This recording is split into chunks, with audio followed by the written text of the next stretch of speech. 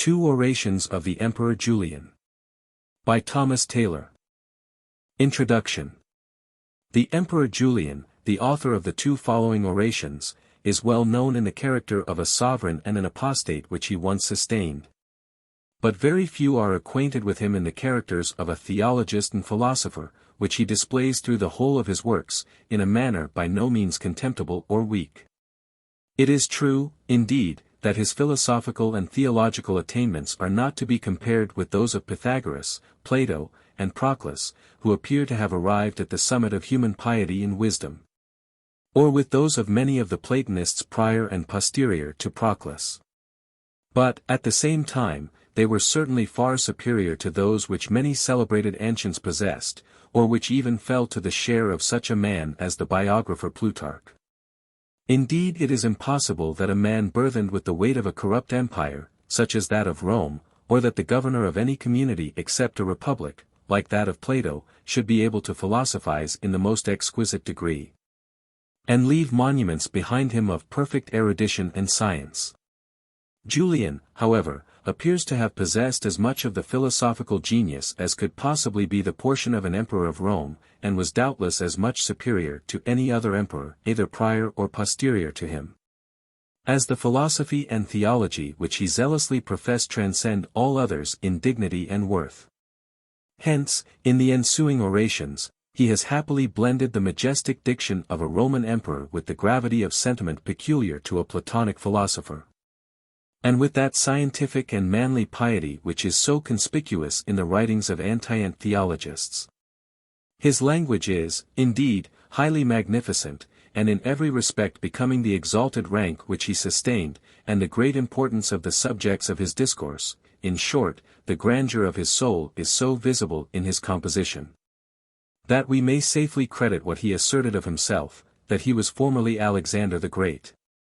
And if we consider the actions of Alexander and Julian, we shall easily be induced to believe, that it was one and the same person who, in different periods, induced the Indians, Bactrians, and inhabitants of Caucasus to worship the Grecian deities, took down the contemptible ensign of his predecessor, and raised in its stead the majestic Roman eagles, and everywhere endeavored to restore a religion which is coeval with the universe, by banishing gigantically daring, and barbaric belief.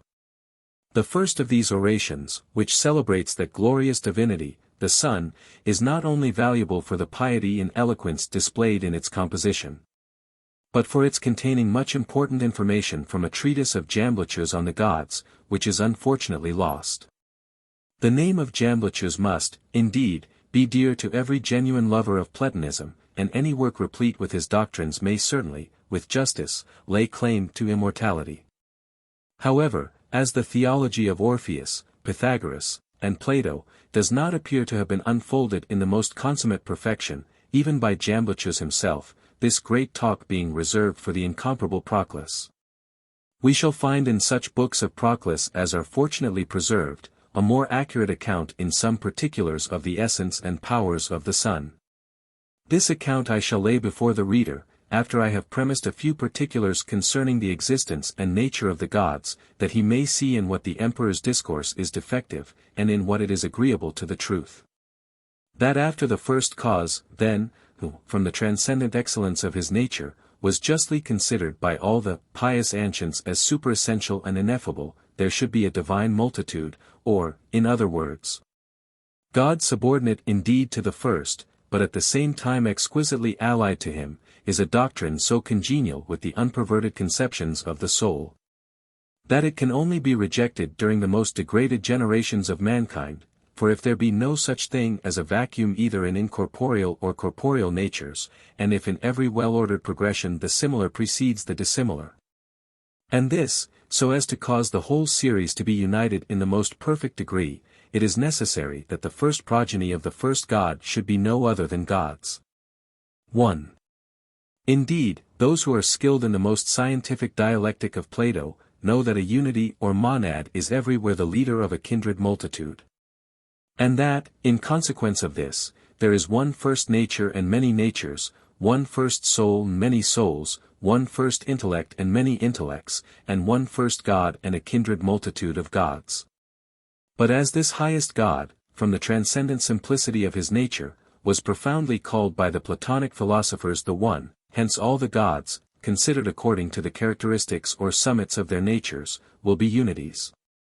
But they will differ from the first cause in this, that he is alone superessential without any addition, and is perfectly exempt from all habitude or alliance to any other nature. Whereas each of the other gods is participated by something inferior to itself, viz. either by being, life, intellect, soul, or body, from which participations all the divine orders are produced, and through which they become subordinate to the highest God. In addition, therefore, to what I have said concerning the first cause, and the gods, his immediate progeny, in my introduction to Plato's Parmenides, the following observations, extracted from the 6th book of Proclus, on that most theological dialogue, will, I doubt not, be highly acceptable to the truly liberal reader. The One, then, is the principle of all things, since to be united is to everything good, and the greatest of goods, but that which is every way separated from unity is evil, and the greatest of evils. Since it becomes the cause of dissimilitude, privation of sympathy, division, and a departure from a subsistence according to nature. The first cause, therefore, as supplying all things with the greatest good, unites all things, and is, on this account, called the One. And hence the gods, from their surpassing similitude to the first God, will be unities proceeding from this one principle, and yet ineffably absorbed in his nature. Thus, for instance, that we may illustrate this doctrine by an example, we perceive many causes of light, some of which are celestial and others sublunary. For light proceeds to our terrestrial abode from material fire, from the moon, and from the other stars, and this, so as to be different according to the difference of its cause. But if we explore the one monad of all mundane light, from which other lucid natures and sources of light derive their subsistence, we shall find that it is no other than the apparent orb of the sun. For this orbicular body proceeds, as it is said, from an occult and supermundane order, and disseminates in all mundane natures a light commensurate with each. Shall we say then that this apparent body is the principle of light? But this is endued with interval, and is divisible, and light proceeds from the different parts which it contains. But we are at present investigating the one principle of light. Shall we say, therefore, that the ruling soul of this body generates mundane light? This indeed produces light, but not primarily, for it is itself multitude. And light contains a representation of a simple and uniform subsistence. May not intellect therefore, which is the cause of soul, be the fountain of this light? Intellect, indeed, is more united than soul, but is not that which is properly and primarily the principle of light. It remains, therefore, that the one of this intellect, its summit, and, as it were, flower, must be the first principle of mundane light. For this is properly the sun which reigns over the visible place, and, according to Plato in the Republic, is the offspring of the good. Since every unity proceeds from thence, and every deity is the progeny of the unity of unities, and the fountain of the gods. And as the good is the principle of light to intelligibles, in like manner the unity of the solar order is the principle of light to all visible natures, and is analogous to the good, in which it is occultly established, and from which it never departs.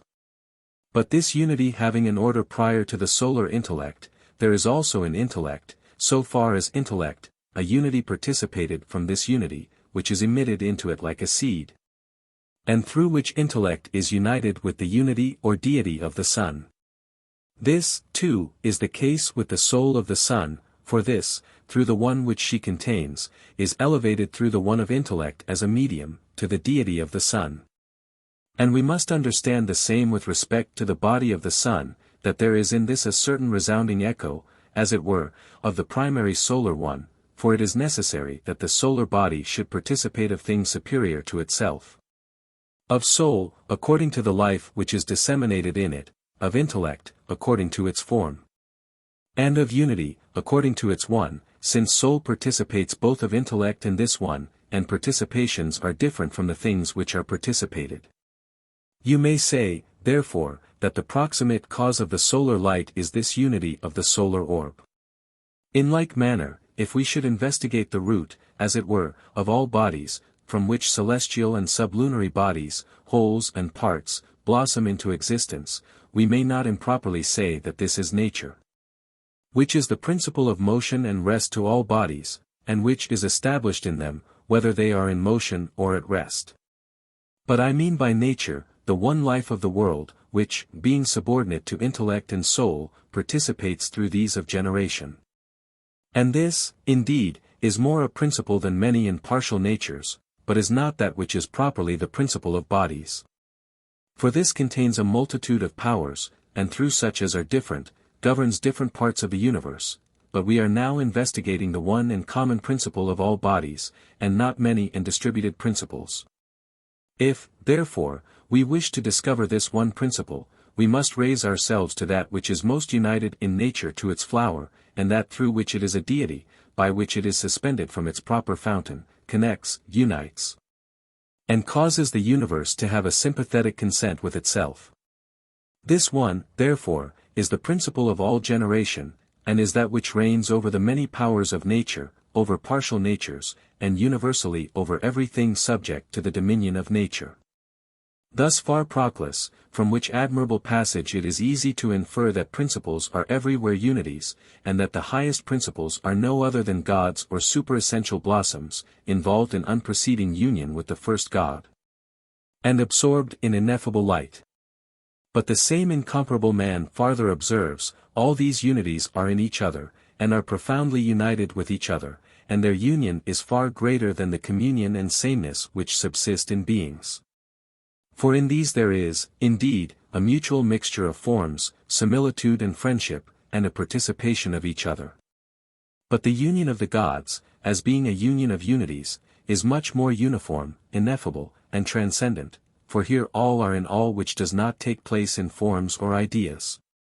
2. And their unmingled purity, and the characteristic of each, in a manner far surpassing the diversity in ideas, preserves their natures unconfused, and distinguishes their peculiar powers. Hence some of them are more universal, and others more particular, some of them are characterized according to abiding, others according to progression, and others according to conversion. Some again are generative, others reductive, and others demiurgic, and universally there are different characteristics of different gods, viz. the connective, perfective, demiurgic assimilative, and such others as are celebrated posterior to these, so that all are in all, and yet each is, at the same time, separate and distinct. Indeed, we obtain this knowledge of their union and characteristics from the natures by which they are participated. For, with respect to the apparent gods, we say, that there is one soul of the sun and another of the earth, directing our attention to the apparent bodies of these divinities, which possess much variety in their essence, powers, and dignity among wholes. As, therefore, we apprehend the difference of incorporeal essences from sensible inspection, in like manner from the variety of incorporeal essences we are enabled to know something of the unmingled distinction of the first and superessential unities, and of the characteristics of each.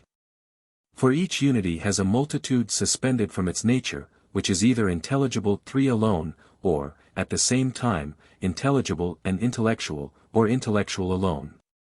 And this last is either participated or not participated, and this again is either supramundane or mundane, and thus far does the progression of the unities extend. And, shortly after, he adds, as trees by their extremities are rooted in the earth, and through this are earthly in every part, in the same manner divine natures are rooted by their summits in the one, and each is a unity and one, through its unconfused union with the one itself. If the reader, therefore, unites these beautiful passages with what I have delivered concerning the gods, in my introduction to the Parmenides, and has, at the same time, a genius adapted to such speculations, he will find that the observation of Jamblichus is no less admirable than true, that a knowledge of the gods is virtue, wisdom, and consummate felicity, and assimilates us to the gods themselves. He will find that the theology of Plato is the progeny of the most consummate science and wisdom, and that it is as much superior to all other theological systems which oppose it, as reality to fiction, or intellect to irrational opinion. Having premised thus much, I shall now present the reader with an account of the nature of the sun, extracted from Proclus on Plato's Theology, from his commentaries on the Timaeus, and from his scholia on the Cratylus, in which he will find the most arcane and perfect information concerning this mighty divinity which can perhaps at present be obtained. 4. The fontal Sun, then, subsists in Jupiter, the perfect artificer of the world, who produced the hypostasis of the Sun from his own essence. Through the solar fountain contained in his essence, the demiurgus generates solar powers in the principles of the universe, and a triad of solar gods, through which all things are unfolded into light, and are perfected and replenished with intellectual goods. Through the first of these solar monads participating unpolluted light and intelligible harmony, but from the other two, efficacious power, vigor, and demiurgic perfection. The Sun subsists in the most beautiful proportion to the good, for as the splendor proceeding from the good is the light of intelligible natures, so that proceeding from Apollo is the light of the intellectual world. And that which emanates from the apparent Sun is the light of the sensible world. And both the Sun and Apollo are analogous to the good, but sensible light and intellectual truth are analogous to superessential light. But though Apollo and the Sun subsist in wonderful union with each other, yet they likewise inherit a proper distinction and diversity of nature. Hence, by poets inspired by Phoebus, the different generative causes of the two are celebrated, and the fountains are distinguished from which their hypostasis is derived. At the same time they are described as closely united with each other, and are celebrated with each other's mutual appellations, for the Sun vehemently rejoices to be celebrated as Apollo. And Apollo, when he is invoked as the Sun, benignantly imparts the splendid light of truth. It is the illustrious property of Apollo to collect multitude into one, to comprehend number in one, and from one to produce many natures. To convolve in himself, through intellectual simplicity, all the variety of secondary natures, and, through one hyparxis, to collect into one multiform essences and powers. This God, through a simplicity exempt from multitude, imparts to secondary natures prophetic truth, for that which is simple is the same with that which is true, but through his liberated essence he imparts a purifying, unpolluted, and preserving power, and his emission of arrows is the symbol of his destroying everything inordinate, wandering, and immoderate in the world. But his revolution is the symbol of the harmonic motion of the universe, collecting all things into union and consent. And these four powers of the God may be accommodated to the three solar monads, which he contains. The first monad 5, therefore, of this God is enunciative of truth, and of the intellectual light which subsists occultly in the gods. But the second 6 is destructive of everything wandering and confused, but the third 7 causes all things to subsist in symmetry and familiarity with each other, through harmonic reasons. And the unpolluted and most pure cause, which he comprehends in himself, obtains the principality, illuminating all things with perfection and power, according to nature, and banishing everything contrary to these. Hence, of the solar triad, the first monad unfolds intellectual light, enunciates it to all secondary natures, fills all things with universal truth, and converts them to the intellect of the gods. Which employment is ascribed to the prophetic power of Apollo, who produces into light the truth contained in divine natures, and perfects that which is unknown in the secondary orders of things. But the second and third monads are the causes of efficacious vigor, demiurgic effect ion in the universe, and perfect energy, according to which these monads adorn every sensible nature, and exterminate everything indefinite and inordinate in the world. And one monad is analogous to musical fabrication, and to the harmonic providence of natures which are moved. But the second is analogous to that which is destructive of all confusion, and of that perturbation which is contrary to form, and the orderly disposition of the universe. But the third monad, which supplies all things with an abundant communion of beauty, and extends true beatitude to all things, bounds the solar principles, and guards its triple progression. In a similar manner, likewise, it illuminates progressions with a perfect and intellectual measure of a blessed life, by those purifying and paeonian powers of the king Apollo, which obtain an analogous principality in the Sun. The Sun is allotted a supermundane 8 order in the world, an unbegotten supremacy among generated forms, and an intellectual dignity among sensible natures. Hence he has a twofold progression, one in conjunction with the other mundane gods, but the other exempt from them, supernatural and unknown. For the demiurgus, according to Plato in the Timaeus, enkindled in the solar sphere a light unlike the splendor of the other planets, producing it from his own essence, extending to mundane natures, as it were from certain secret recesses. A symbol of intellectual essences, and exhibiting to the universe the arcane nature of the supermundane gods. Hence, when the sun first arose, he astonished the mundane gods, all of whom were desirous of dancing round him, and of being replenished with his light. The sun, too, governs the twofold coordinations of the world, which coordinations are denominated hands, by those who are skilled in divine concerns, because they are effective, motive, and demiurgic of the universe. But they are considered as twofold, one the right hand, but the other the left. And lastly, the sun being supermundane, emits the fountains of light, for among supermundane natures there is a solar world and total light. And this light is a monad prior to the empyrean, ethereal, and material worlds 9. And thus much for an account of the sun, from Proclus, on the Timaeus and Theology of Plato. The following is from his Scholia on the Cratylus.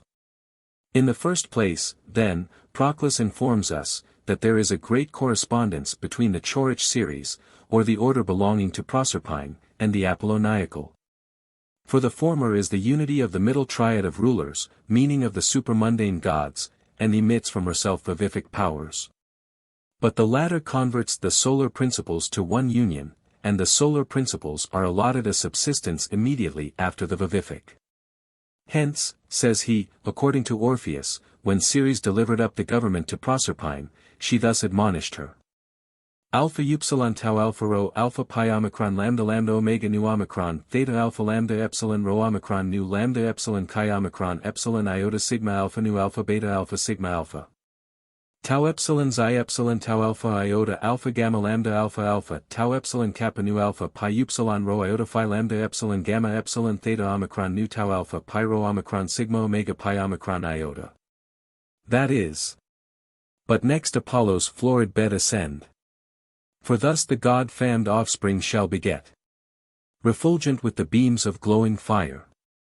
But how could this be the case, unless there was a considerable degree of communion between these divinities? But it is requisite to know thus much concerning Apollo, that, according to the first and most natural conception, his name signifies the cause of union, and that power which collects multitude into one. And this mode of speculation concerning his name harmonizes with all the orders of the god. After this, he observes, in answer to the question why Socrates, in the Cratylus, begins from the medicinal power of the gods, proceeds through his prophetic and arrow-darting powers, and lastly ends in his harmonic power. That all the energies of this divinity subsist in all the orders of beings, but that different energies appear to have more or less dominion in different orders, thus, for instance. The medicinal power of Apollo is most apparent in the sublunary region, for there slaughter, rage, and countless ills beside. Disease, decay, and rottenness reside. 10. And as these are moved in an inordinate manner, they require to be restored from a condition contrary, into one agreeable to nature, and from incommensuration and manifold division, into symmetry and union. But the prophetic energy of the god is most apparent in the heavens. For there his enunciative power shines forth, unfolding intelligible goods to celestial natures, and on this account he revolves together with the sun, with whom he participates the same intellect in common. Since the sun also illuminates whatever heaven contains, and extends a unifying power to all its parts. But his arrow-darting energy mostly prevails among the liberated 11 gods. For their ruling over the wholes 12 which the universe contains, he excites their motions by his rays, which are always assimilated to arrows, extirpates everything inordinate, and fills all things with demiurgic gifts. And though he has a separate and exempt subsistence, he reaches all things by his energies. Again, his harmonic power is more predominant in the ruling supermundane order. For it is this divinity who, harmonizing the universe, establishes about himself according to one union the choir of the Muses, and produces by this means, as a certain theologist says, the harmony of exulting light. Apollo, therefore, as we have shown, is harmonic, and this is likewise the case with the other Apollos 13 which are contained in the earth, and the other spheres, but this power appears in some places more and in others less. These powers too, subsist in the God himself in an united manner, and exempt from other natures, but in those attendants of the gods who are superior to us, divisibly and according to participation. For there is a great multitude of medicinal, prophetic, harmonic, and arrow-darting angels, demons, and heroes, suspended from Apollo, who distribute in a partial manner the uniform powers of the god. But it is necessary to consider each of these powers according to one definite characteristic, as, for instance, his harmonic power, according to its binding together separated multitude, his prophetic power, according to the enunciative. His arrow-darting power, according to its being subvertive of an inordinate nature, and his medicinal power, according to its perfective energy. We should likewise speculate these characteristics differently in gods, angels, demons, heroes, men, animals, and plants. For the powers of the gods extend from on high to the last of things, and at the same time appear in an accommodated manner in each, and the telestic or mystic art endeavors through sympathy to conjoin these ultimate participants with the gods. But in all these orders we must carefully observe, that this God is the cause of union to multiplied natures, for his medicinal power, which takes away the multiform nature of disease, imparts uniform health. Since health is symmetry, and a subsistence according to nature, but that which is contrary to nature is multifarious. Thus too, his prophetic power, which unfolds the simplicity of truth, takes away the variety of that which is false. But his arrow-darting power, which exterminates everything furious and wild, but prepares that which is orderly and gentle to exercise dominion, vindicates to itself unity. And exterminates a disordered nature tending to multitude, and his musical power, through rhythm and harmony, places a bond, friendship and union in wholes, and subdues the contraries of these. And all these powers, indeed, subsist primarily in an exempt manner and uniformly in the Demiurgus 14 of wholes, but secondarily and separately in Apollo. Hence Apollo is not the same with the demiurgic intellect. For this comprehends these powers totally and paternally, but Apollo, with subjection, imitating his father, since all the energies and powers of secondary gods, are comprehended in the demiurgus according to cause. And the demiurgus fabricates and adorns the universe according to all these powers, and in a collected manner, but the other deities which proceed from him, cooperate with their father according to different powers. Thus far the truly admirable Proclus, who certainly merited the appellation of Coryphaeus which is given him by Damascus, in the most eminent degree. For he was beyond all doubt the man who, in the language of Ammonius Hermias 15, possessed the ability of interpreting the doctrines of the ancients, and a scientific judgment of the nature of things, in the greatest perfection possible to man. For my own part, indeed, the whole of time would not be sufficient to pay him thanks adequate to the benefits which I have received from his incomparable works. And I shall consider the employment, if permitted me, of translating and illustrating the whole of his philosophical works in English, as forming a very principal part of the felicity of my life. I only add farther concerning this oration to the Sun, that it is addressed to one, Sallust, who was a governor of some Roman province, who appears to have been greatly esteemed by the emperor. And who of course was a professor of the genuine religion of mankind.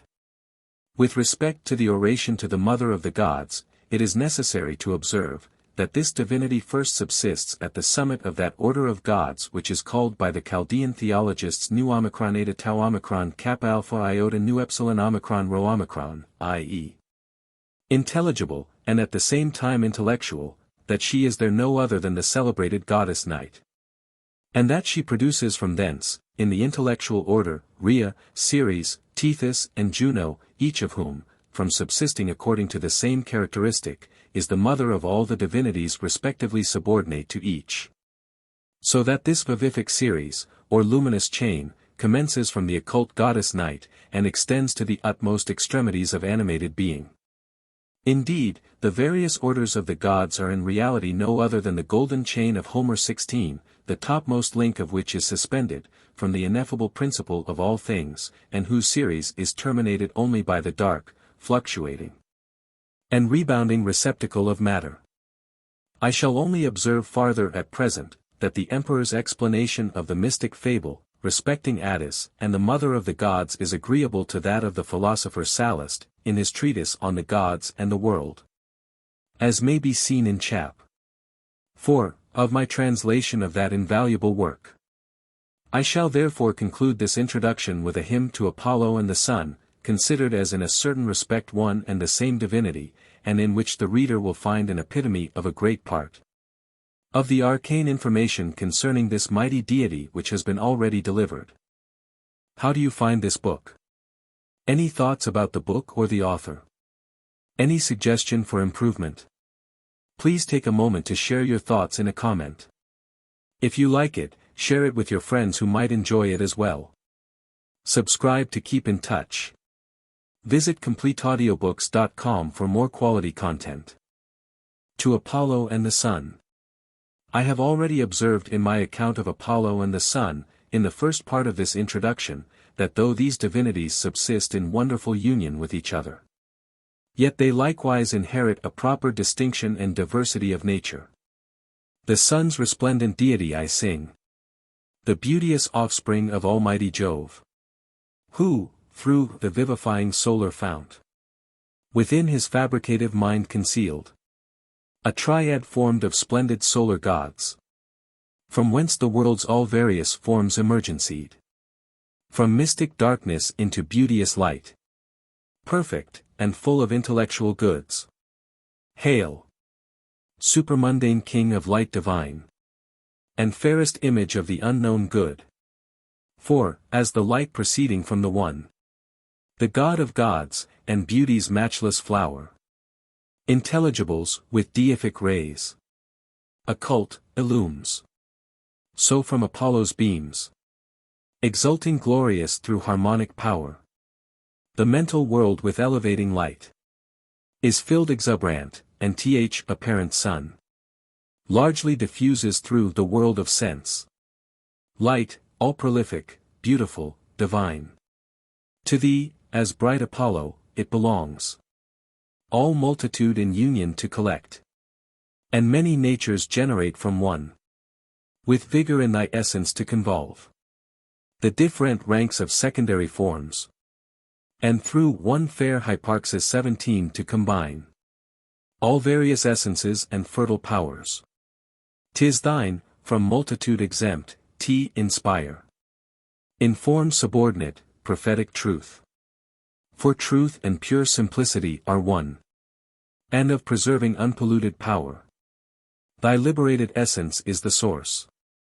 Fanned mystic bards of old, in sacred song, by thee inspurred, as arrow-darting God, constant invoked thee, with resistless sway. Because thy vigorous beams like arrows pierce, and totally, whatever of measure void the world, inordinate or dark contains, destroy. And last, thy revolution is the sign of motion, harmonizing into one the various natures of this mighty whole. Thy first bright monad 18 hence, illustrious God, enunciates truth and intellectual light. That light, which in the essence of the gods subsists with rays uniting and unknown. Thy second 19, everything confused destroys. And from thy third 20, the universe is bound in beauteous symmetry and just consent, through splendid reasons and harmonic power. Add, that thy essence, midst the mundane gods, a supermundane order is assigned, an unbegotten and supreme command o'er all the ranks of generated forms, and in the ever-flowing realms of sense, an intellectual dignity of sway. Progression twofold, hence, to thee belongs. One in conjunction with the mundane gods, the other supernatural and unknown. For when the Demiurgus formed the world, he kindled in the solar sphere a light, unlike the splendor of the other orbs, drawn from his nature's most occult retreats. A symbol fair of intellectual forms, and openly announcing as it shines to every part of this amazing whole, the essence solitary and arcane of all the ruling, supermundane gods. Hence too, when first thy beams the world adorned, the mundane gods were ravished at the sight. And round thy orb, with emulative zeal, and symphony divine, desired to dance, and draw abundant from thy fontal light. Tie thine by heat apparent to exalt corporeal natures from the sluggish earth, inspiring vivid, vegetative power, and by a nature secretly divine, and from the base alloy of matter free, inherent in thy all-productive rays, thou drawst to union with thy wondrous form. Exalted souls, that in dark Hyle's realms indignant struggle for the courts of light. All beauteous, seven-rayed, supermundane God, whose mystic essence secretly emits the splendid fountains of celestial light. For midst the ruling, supermundane gods, a solar world, and total light subsists. A light, which as a fertile monad shines, superior to the three corporeal worlds.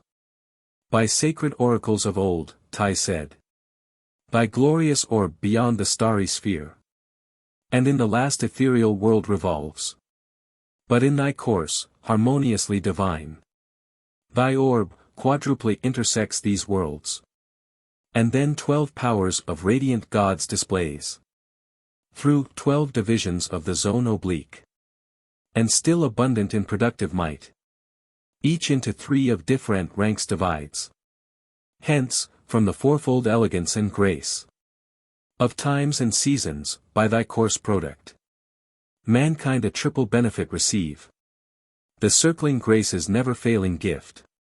All-bounteous God, by whom the soul is freed from generation's dark corporeal bands. Assist thy offspring, born on mental wings, beyond the reach of guileful nature's hands, swift to ascend, and gain thy beauteous world. The subtle vestment of my soul refine, ethereal, firm, and full of sacred light. Her ancient vehicle by thee assigned, in which enveloped, through the starry orbs, you are G'd by the impulse of insane desire. She failed precipitate, till Lethe's shore, involved in night, unhappily she touched, and lost all knowledge of her pristine state. O best of gods! Blessed demon crowned with fire! My soul's sure refuge in the hour of woe. My port paternal in the courts of light. Here, and from punishment my soul absolve. The punishment incurred by pristine guilt, through Lethe's darkness and terrene desire.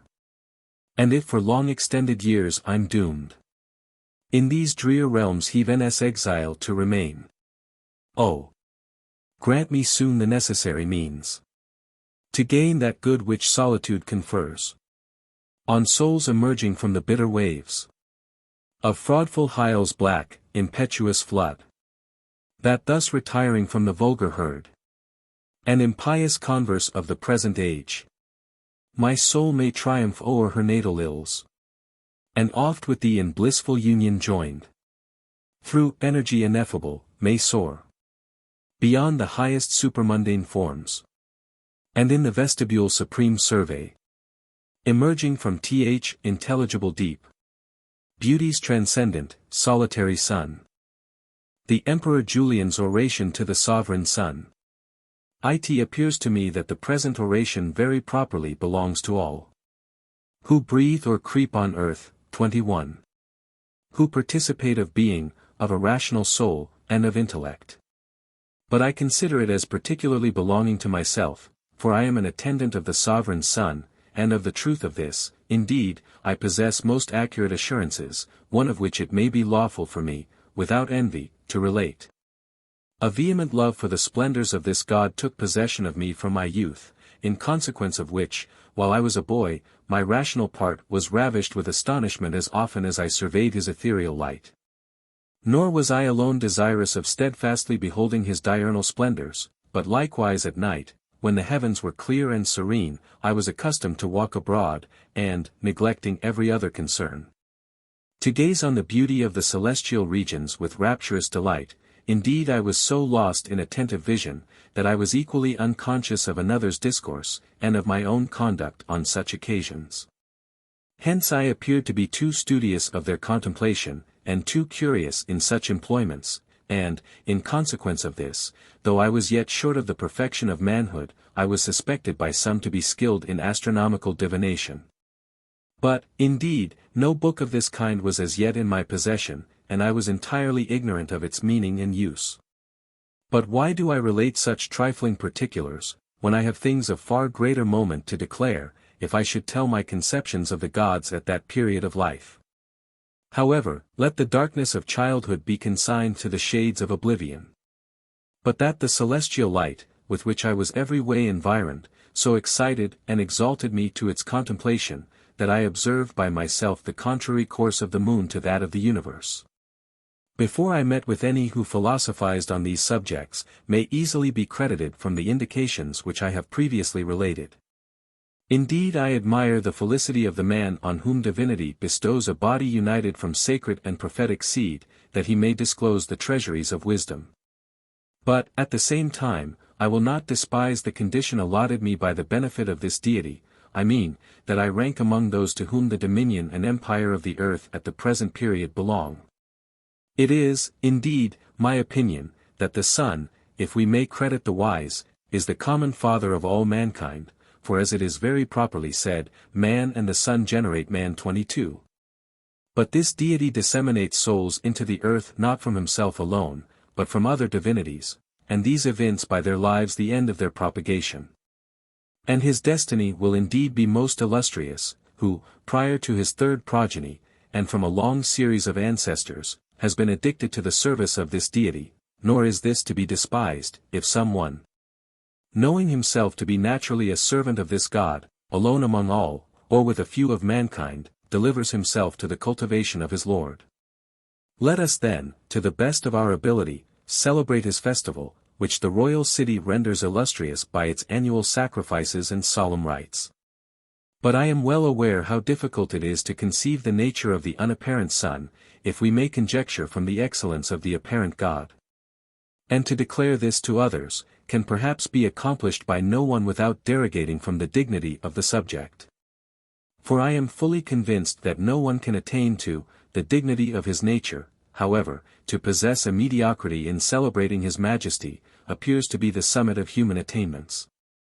But may Mercury, the ruling deity of discourse, together with the Muses, and their leader, Apollo, be present in this undertaking, for this oration pertains to Apollo. And may they enable me so to speak of the immortal gods, that the credibility of my narration may be grateful and acceptable to their divinities. What mode of celebration then shall we adopt? Shall we, if we speak of his nature and origin, of his power and energies, as well manifest as a cult, and besides this, of the communication of good which he largely distributes to every world, shall we, I say, by this means, frame an encomium not perfectly abhorrent from the God? Let us therefore begin our oration from hence. That divine and all-beautiful world, then, which, from the supreme arch of the heavens, to the extremity of the earth, is contained by the immutable providence of the deity, existed from eternity without any generation, and will be eternal through all the following periods of time. Nor is it guarded by any other substance, than by the proximate investiture of the fifth body 23, the summit of which is the solar ray, situated, as it were, in the second degree from the intelligible world, but it is more antiently comprehended by the King and Moderator of all things, about whom the universe subsists. This cause therefore, whether it is lawful to call him that which is superior to intellect, or the idea of the things which are, but whom I should call the intelligible whole winky face, or the 124, since the one appears to be the most antient of all things, or that which Plato is accustomed to denominate the good, this uniform cause, then, of the universe, who is to all beings the administrator of beauty, perfection, union, and immeasurable power, according to a primary nature abiding in himself, produced from himself as a medium between the middle intellectual and demiurgic causes. That mighty divinity the Son perfectly similar to himself. And this was the opinion of the divine Plato, when he says 25, this is what I called the Son of the Good, which the good generated analogous to itself, that as this in the intelligible place is to intellect and the objects of intelligence, so is that in the visible place to sight and the objects of sight. Hence it appears to me, that light has the same proportion to that which is visible, as truth to that which is intelligible, but this intelligible universe, as it is the progeny of the idea of the first and greatest good, eternally abiding about his stable essence, obtains the supremacy among the intellectual gods, and is the source of the same perfection to these, as the good to the intelligible gods. But according to my opinion, good is to intelligibles the cause of beauty, essence, perfection, and union. Comprehending and illuminating their nature by its boniform power, the Son therefore distributes the same excellences to the intellectual gods, of whom he is appointed the sovereign ruler by the ordination of the good. At the same time, it must be observed, that these gods are coexistent with this intellectual Son, by means of which, as it appears to me, from exerting a boniform cause among the intellectual gods, he administers all things according to the invariable rectitude of intellect. But besides this, the third divine principle, I mean the apparent and splendid orbicular Sun, is the cause of well-being to sensible natures. And whatever we have asserted as flowing from the mighty intellectual Sun among the intellectual gods, the same perfections the apparent Sun communicates to apparent forms. And the truth of this will be clearly evinced by contemplating invisible natures, from the objects of sensible inspection. Let us then begin the contemplation. And, in the first place, is not light 26 the incorporeal and divine form of that which is diaphanous in energy? But whatever that which is diaphanous may be, which is subjected to all the elements, and is their proximate form, it is certain that it is neither corporeal nor mixed, nor does it display any of the peculiar qualities of body. Hence you cannot affirm that heat is one of its properties, nor its contrary cold, you can neither ascribe to it hardness nor softness, nor any other tangible difference, nor attribute taste or smell as peculiarities of its essence, for a nature of this kind, which is called forth into energy by the interposition of light, is alone subject to the power of sight. But light is the form of a diaphanous essence, which resembles that common matter, the subject of bodies, through which it is everywhere diffused, and rays are the summit, and as it were, flower of light, which is an incorporeal nature.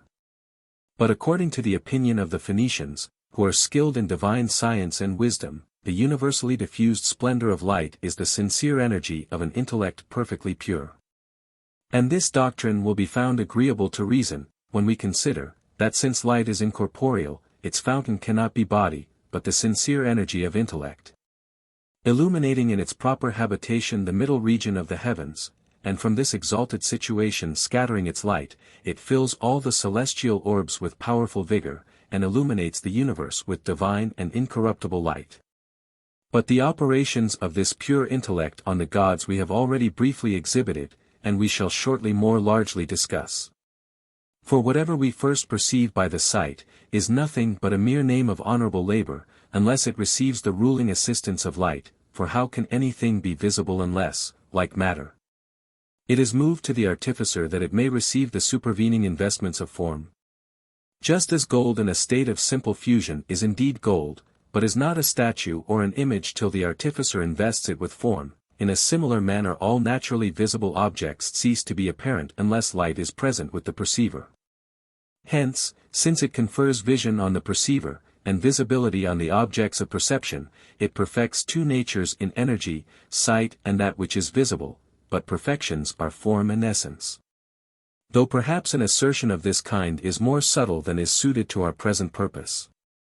However, of this all men are persuaded, both the scientific and the illiterate, philosophers and the learned, that day and night are fabricated by the power of this rising and setting divinity, and that he manifestly changes and convolves the world. But to which of the other stars does a province of this kind belong? Do we not therefore derive conviction from hence, that the unapparent and divine race of intellectual gods, above the heavens, are replenished from the sun with boniform powers, to whose authority the whole choir of the stars submits, and whose gnawed generation, which he governs by his providence, attentively obeys? For the planets, indeed, dancing round him as their king, harmoniously revolve in a circle, with definite intervals, about his orb, producing certain stable energies, and advancing backwards and forwards, terms by which the skillful in the spheric theory signify such like phenomena of the stars, to which we may add, as manifest to every one, that the light of the moon is augmented or diminished according to her distance from the sun.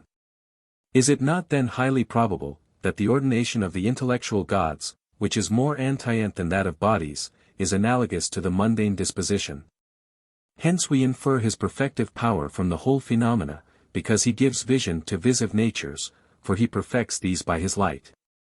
But we collect his demiurgic and prolific power from the mutation of the universe, and his capacity of connecting all things into one, from the properties of motion conspiring into union and consent, and middle position, from his own central situation. Lastly, we infer his royal establishment among the intellectual gods, from his middle order between the planets. For if we perceive these, or as many other properties, belonging to any other of the apparent gods, we should not ascribe the principality among the gods to the sun. But if he has nothing in common with the rest, except that beneficent power which he imparts to all, we ought to rely on the testimony of the Cyprian priests, who raised common altars to Jupiter and the sun. Or, indeed, prior to these, we should confide in Apollo, who is the attendant of this god, for thus he speaks, Jupiter, Pluto, Serapis, and the sun, are one. And thus we should consider that there is a common, or rather one and the same principality, among the intellectual gods, of Jupiter and the sun. Hence as it appears to me, Plato does not absurdly call Pluto a prudent god, whom we also denominate Serapis, as if he were iota delta sigma, i.e. invisible and intellectual, to whom, according to his relation, the souls of those are elevated who have lived most wisely and just. For we must not conceive a Pluto of that kind, such as fables describe, horrid to the view, but one benevolent and mild, who perfectly liberates souls from the bands of generation, and fixes such as are not liberated in other bodies, that he may punish them for their guilt, and absolve the decisions of justice. Add too, that he likewise leads souls on high, and elevates them to the intelligible world. But that this is not a recent opinion, but embraced by the most antient of poets, Homer and Hesiod, whether this arose the conceptions of their minds, or whether from a divine afflatus, as is usual with poets, enthusiastically energizing about truth, is evident from hence, for the one describing the genealogy of the sun, says, that he descended from Hyperion and Thea, that he may by this means evince that he is the legitimate progeny of the supereminent god. For how can we otherwise interpret the epithet Hyperion? And as to what pertains to the appellation Thea, is he not, after another mode, denominated by this means the most divine of beings? Nor must we conceive, with respect to his nature, that there is any copulation of bodies, or intervention of nuptials, which are the incredible and paradoxical sports of the poetic muse. But we must believe that his Father and Generator is most divine and supreme, and such will he be, who is above all things, about whom all things are placed, and for whose sake all things subsist. But Homer denominates him Hyperion from his father, that he may evince his perfect freedom and his superiority over all necessity, for Jupiter, who, as he says, is the Lord of all, compels others to his will. But to this divinity, who threatened, on account of the impiety of Ulysses' companions, to forsake Olympus, he does not say 27. I heave the gods, the ocean, and the land. Nor does he menace chains or the exertion of force, but promises vengeance on the authors of this impiety, and entreats him to continue to illuminate the gods. What else then can he mean to insinuate by this narration, but that this deity, exclusive of his perfect freedom, is of a telesiurgic nature, or is endued with a perfective operative power? For why would the gods require his assistance, unless by occultly illuminating their essence and being, he obtained a power of accomplishing the goods we have previously described? For when Homer says 28, meantime, unwearied with his heave nly way, in ocean's waves unwilling light of day, quenched his red orb, at Juno's high command, he indicates nothing more than that a premature opinion of night arose through the intervention of horrid darkness, for of this goddess the poet thus speaks in another place. Illustrious Juno then before them spread a mist profound. But we shall take our leave of the poets, because they mingle much of human imperfection with the excellence of divinity. However, what this deity appears to have taught concerning himself and others, we shall now endeavor to unfold. The region surrounding this earth has its being entirely in generation, or in an ever-flowing subsistence, nu tau omega gamma nu epsilon sigma theta alpha iota. Who is it then that confers perpetuity on its nature? Is it not he, who comprehends it in limited measures? For the nature of body cannot be infinite. Since it is neither without generation nor self-subsistent, but if any thing should be continually produced from an apparent existence, without being resolved into it again, the essence of things in generation would be no more. Hence the solar god, exciting a nature of this kind with a sure and measured motion, raises and invigorates it as he approaches, and diminishes and destroys it as he recedes. Or rather he vivifies it by his progress, moving and pouring into generation the rivers of life. But when he deserts one hemisphere and is transferred into another, he brings destruction on corruptible natures. And, indeed, the communication of good, originating from this divinity, equally diffuses itself on the earth, for it is participated by different regions at different periods. So that generation will never fail, nor will the god confer his beneficence on the passive world with any variations of good, for as there is a sameness of essence, so likewise of energy among the gods. Especially in the sun, the king of the universe, whose motion is the most simple of all the natures, revolving contrary to the course of the world. And it is by this argument that the illustrious Aristotle proves his superiority to the rest, but a power by no means obscure is imparted to the world from the other intellectual gods. What then? Are we to exclude these while we confer sovereignty on the sun? By no means, for we endeavor to procure credibility, concerning unapparent essences, from such as are manifest and known. Hence, as he gives perfection, and harmonizes both to himself and to the universe, the power proceeding from the rest, and diffused on the earth, so it is proper to believe that in the secret recesses of their natures they have a conjunction with each other. The sun, indeed, possessing the principality, while the rest conspire into union and consent with his divinity. But as we have asserted that he is allotted a middle situation between the middle intellectual gods, what this middle station may be, in the midst of which he is established, may the sovereign Son enable me to explain. By a medium, therefore, in this place, we mean not that which is observed in contraries, and is equally distant from the extremes, as among colors, yellow, between white and black, or warmth, between heat and cold, and others of a similar nature. But that which unifies and copulates things divided and separate, such as is the harmony of Empedocles, from which he perfectly excluded strife and contention. What then are the natures which he connects, and of which he is said to be the medium? We reply, that he is the unifying medium of the apparent and mundane deities, and of the immaterial and intelligible gods, who surround the good. As he is an intelligible and divine essence multiplied without passivity, and augmented without addition.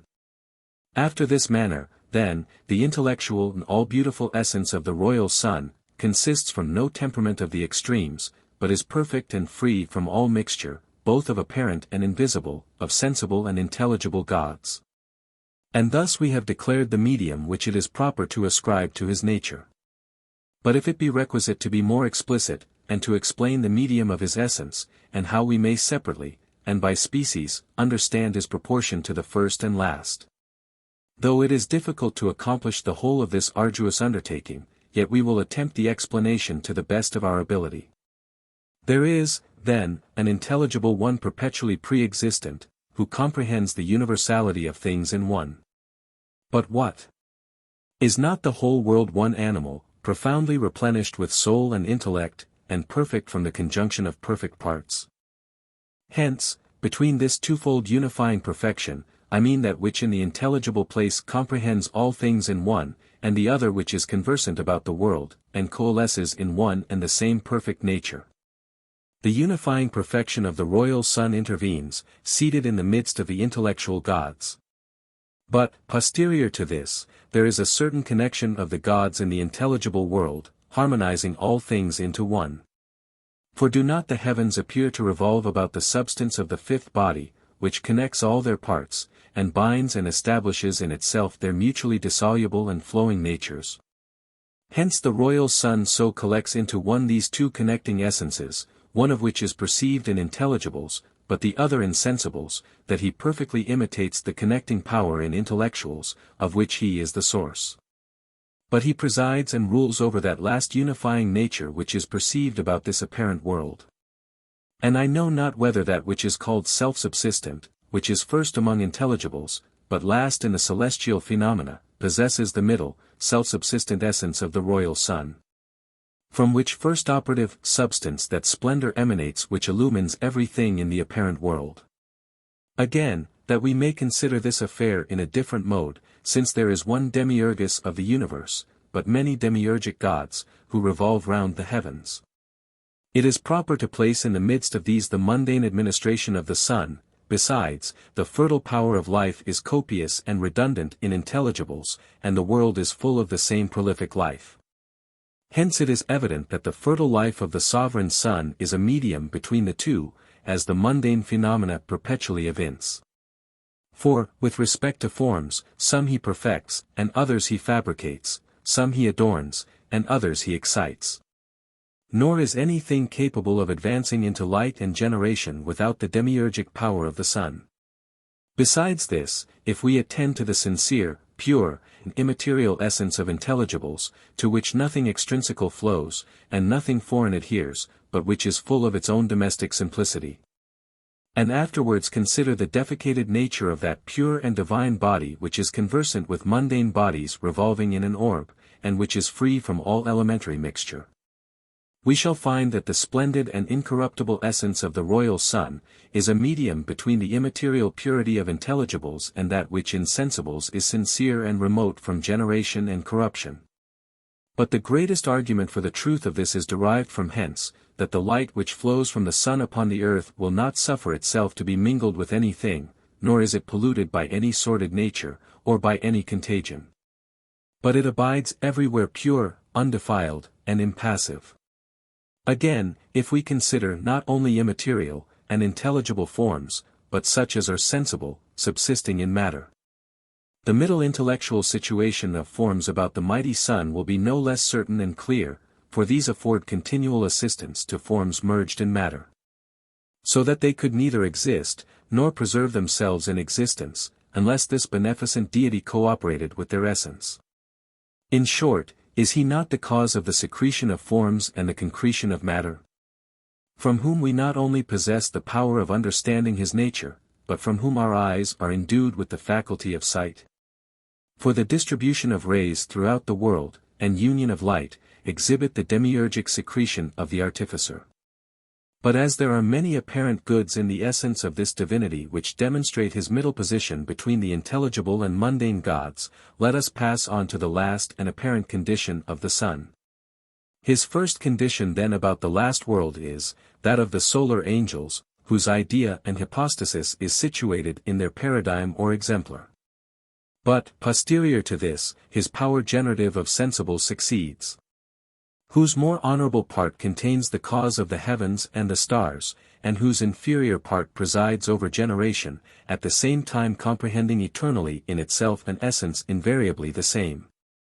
But indeed no one can explain all that is contained in the essence of this God, though intelligence should be conferred on him by this divinity himself, since intellect appears to me incapable of comprehending the whole.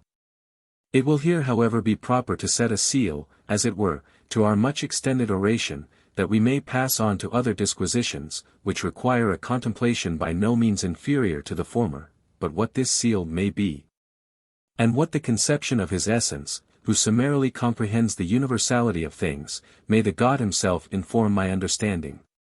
As I am desirous of comprehending with brevity from what principle he proceeds, in what his nature consists, and with what goods he replenishes the apparent world. We must assert, therefore, that from one God, I mean from one intelligible world, one sovereign sun proceeds, constituted in the middle of the intellectual gods, according to an all-various mediocrity, who connecting concordant and friendly natures, and such as, though distant, conspire into friendship and consent, conciliates in unity first natures with the last. Containing in himself the middle of perfection, and connection of prolific life and uniform essence, who, besides this, is the author of every good to the sensible world, not only illuminating and adorning it by his splendor, but giving the same subsistence with himself to the essence of solar angels, and comprehending an unbegotten cause of generated natures. And, prior to this, containing a cause of eternal bodies free from the depredations of age, and endued with stability of life. And thus far our oration has extended concerning the essence of the God. In which, though we have omitted many things, we have delivered not a few.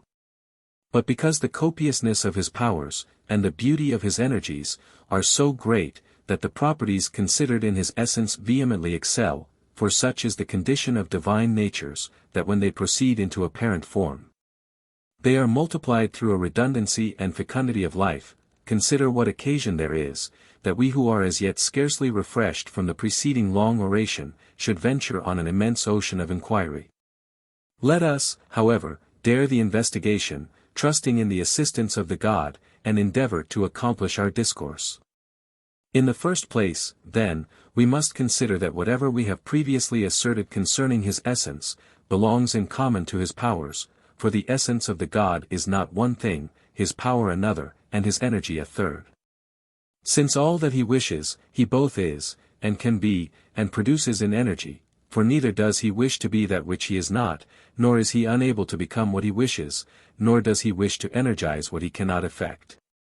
The case indeed is very different with respect to mankind, for in man a twofold and discordant nature is discerned conciliated into one, i.e. the nature of soul and body.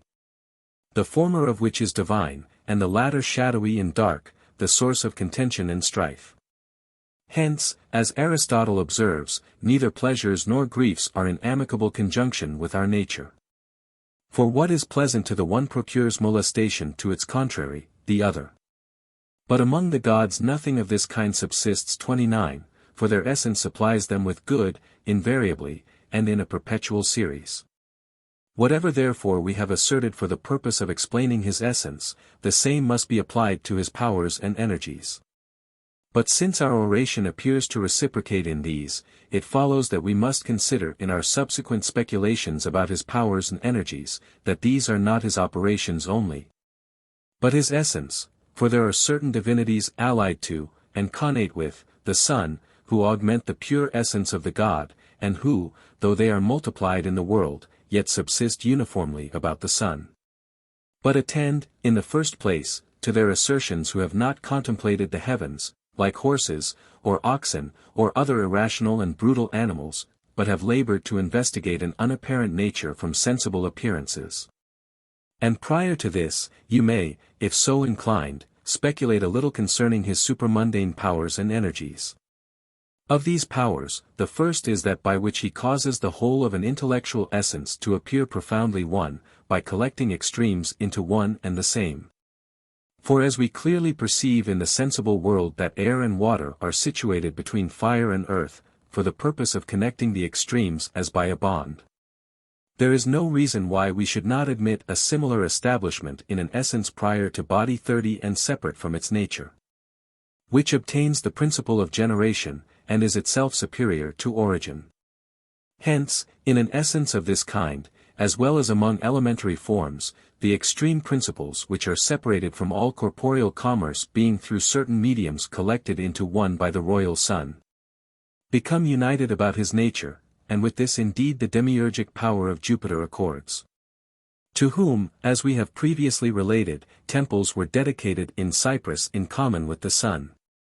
In the same place, too, we have brought the testimony of Apollo in confirmation of its truth, who doubtless understands his nature better than the wisest of mankind. For he is present and communicates with the Sun, possessing the same simplicity of intellect ion, stability of essence, and sameness of energy. For Apollo appears by no means to separate from the Sun the multiplied and partial operation of Bacchus, but rather, as he perpetually subjects him to the Sun, and demonstrates him to be his attendant, he assists us in framing the most beautiful conceptions about the God. Besides, so far as the Son contains in himself the principles of the most beautiful intellectual temperament, he becomes Apollo, the leader of the Muses. But so far as he accomplishes the elegant order of the whole of life, he generates Aesculapius in the world, whom at the same time he comprehended in himself prior to the world. But though we may contemplate many powers of the God, yet we can never exhaust the whole. This, however, ought to suffice us, that in a nature separate from, and more antient than, body, and in a genus of causes abstracted from appearances, we may contemplate an equal, and the same principality in power of Jupiter and the Sun. We may likewise survey a simplicity of intelligence, together with perpetuity, and a stability of sameness, united with Apollo, but divisibility of operation, in conjunction with Bacchus, who presides over a partial essence. Add to, that we may perceive the power of beautiful symmetry and intellectual temperament in union with Musagetes. And lastly, we may conceive that power which fills up the elegant order of the whole of life as combined with Aesculapius. And thus much concerning the supermundane powers of the God, whose correspondent operations above the apparent world consist in diffusing a perpetual plenitude of good. For as he is the genuine progeny of the good, from whom he receives a perfect and beneficent condition, he distributes this excellency of his nature to all the intellectual gods, assigning them an essence benignant and perfect. But another employment of the God consists in conferring an absolute distribution of intelligible beauty among intellectual and incorporeal forms. For as the generative essence apparent in nature desires to beget in the beautiful and to expose its progeny to the light, it is necessary that an essence should antecede and be the leader of this, which eternally generates in intelligible beauty. At the same time we must observe that it does not operate at one time and not at another, or beget at one period and become afterwards barren, for whatever is sometimes beautiful here, is perpetually fair among intelligible natures. Hence we must assert, that an unbegotten progeny, subsisting in intellectual and eternal beauty, antecedes every prolific cause in the apparent world, and this progeny the Son contains, and establishes about his own essence, conferring on him a perfect intellect, and by this means giving sight, as it were, to his eyes by the benefit of his light. In a similar manner, in the intelligible world, by means of an intellectual paradigm, which scatters a light far brighter than ethereal splendor, he extends, as it appears to me, the power of intellection, and of being intelligible, to all intellectual natures. But, besides this, there is another admirable energy belonging to the Son, the King of the universe. I mean that better condition which he attributes to the more excellent genera of beings, such as angels, demons, heroes, and partial souls, who perpetually abide in the reason of their exemplar and idea without merging themselves in the darkness of body. And thus we have hastily explained, to the best of our ability, the supermundane essence of the God, by celebrating its powers and operations in that universal King the Son. But since the eyes, as it is said, are more worthy of belief than the ears, though they deserve less credibility, and are more imbecile than intelligence, let us now consider his apparent fabrication, having first entreated his pardon for endeavoring, with moderate abilities, to celebrate his divinity. The apparent world then, perpetually subsists about the Son, and his light, which surrounds the universe, obtains an eternal seat, so as not to be subject to any variations of place, since it is for ever the same. But if any one is willing to conceive by mere thought alone this eternal nature as temporal, he will easily know respecting the Son, the King of the universe, who immediately illuminates everything with his light, what abundant goods he eternally confers on the world. I am not indeed ignorant that both the great Plato, and Jamblichus of Chalcis, who was posterior to Plato in time, though not in the powers of mind, and to whose books I am indebted for other philosophical information, as well as the present arcana, consider the Son as generated for hypothesis only, and establish a certain temporal production for the sake of disputation, that we may be able to comprehend the magnitude of his effects. But this is on no account to be attempted by me, who am inferior to them in all mental endowments. Especially since the very hypothesis of his temporary production is not without danger, as was evident to that illustrious hero Jamblichus himself. However, since this God proceeded from an eternal cause, or rather produced all things from eternity, generating such as are apparent at present from unapparent causes, by a divine will, an ineffable celerity, and an invincible power. Hence he is allotted the middle region of the heavens, as more accommodated to his nature, that he may afford to the gods, produced from, and together with him, an equal distribution of good. And besides this, that he may preside over the 8 spheres of the heavens, and may govern the 9th fabrication, which possesses an eternal vicissitude in generation and decay. For as to the planets, it is manifest, that, dancing, as it were, round the sun, their motions are measured by a certain symphony of figures with respect to the God. To which we may add, that the whole heavens harmonizing with him in all their parts, are replenished with gods from his divinity, for this God presides over the 5 celestial orbs, and by revolving round 3 of these, generates as many graces, while the rest are called the balances of mighty necessity. But these observations are perhaps more obscure to the Greeks, and on that account unacceptable, as if we should relate nothing but what is common and known. But indeed they are by no means unusual and strange. For who, O ye most wise, and without inquiry assenting to a multitude of assertions, are the Dioscuri? Are they not said to live on alternate days, because it is not lawful for both of them to be apparent on the same day?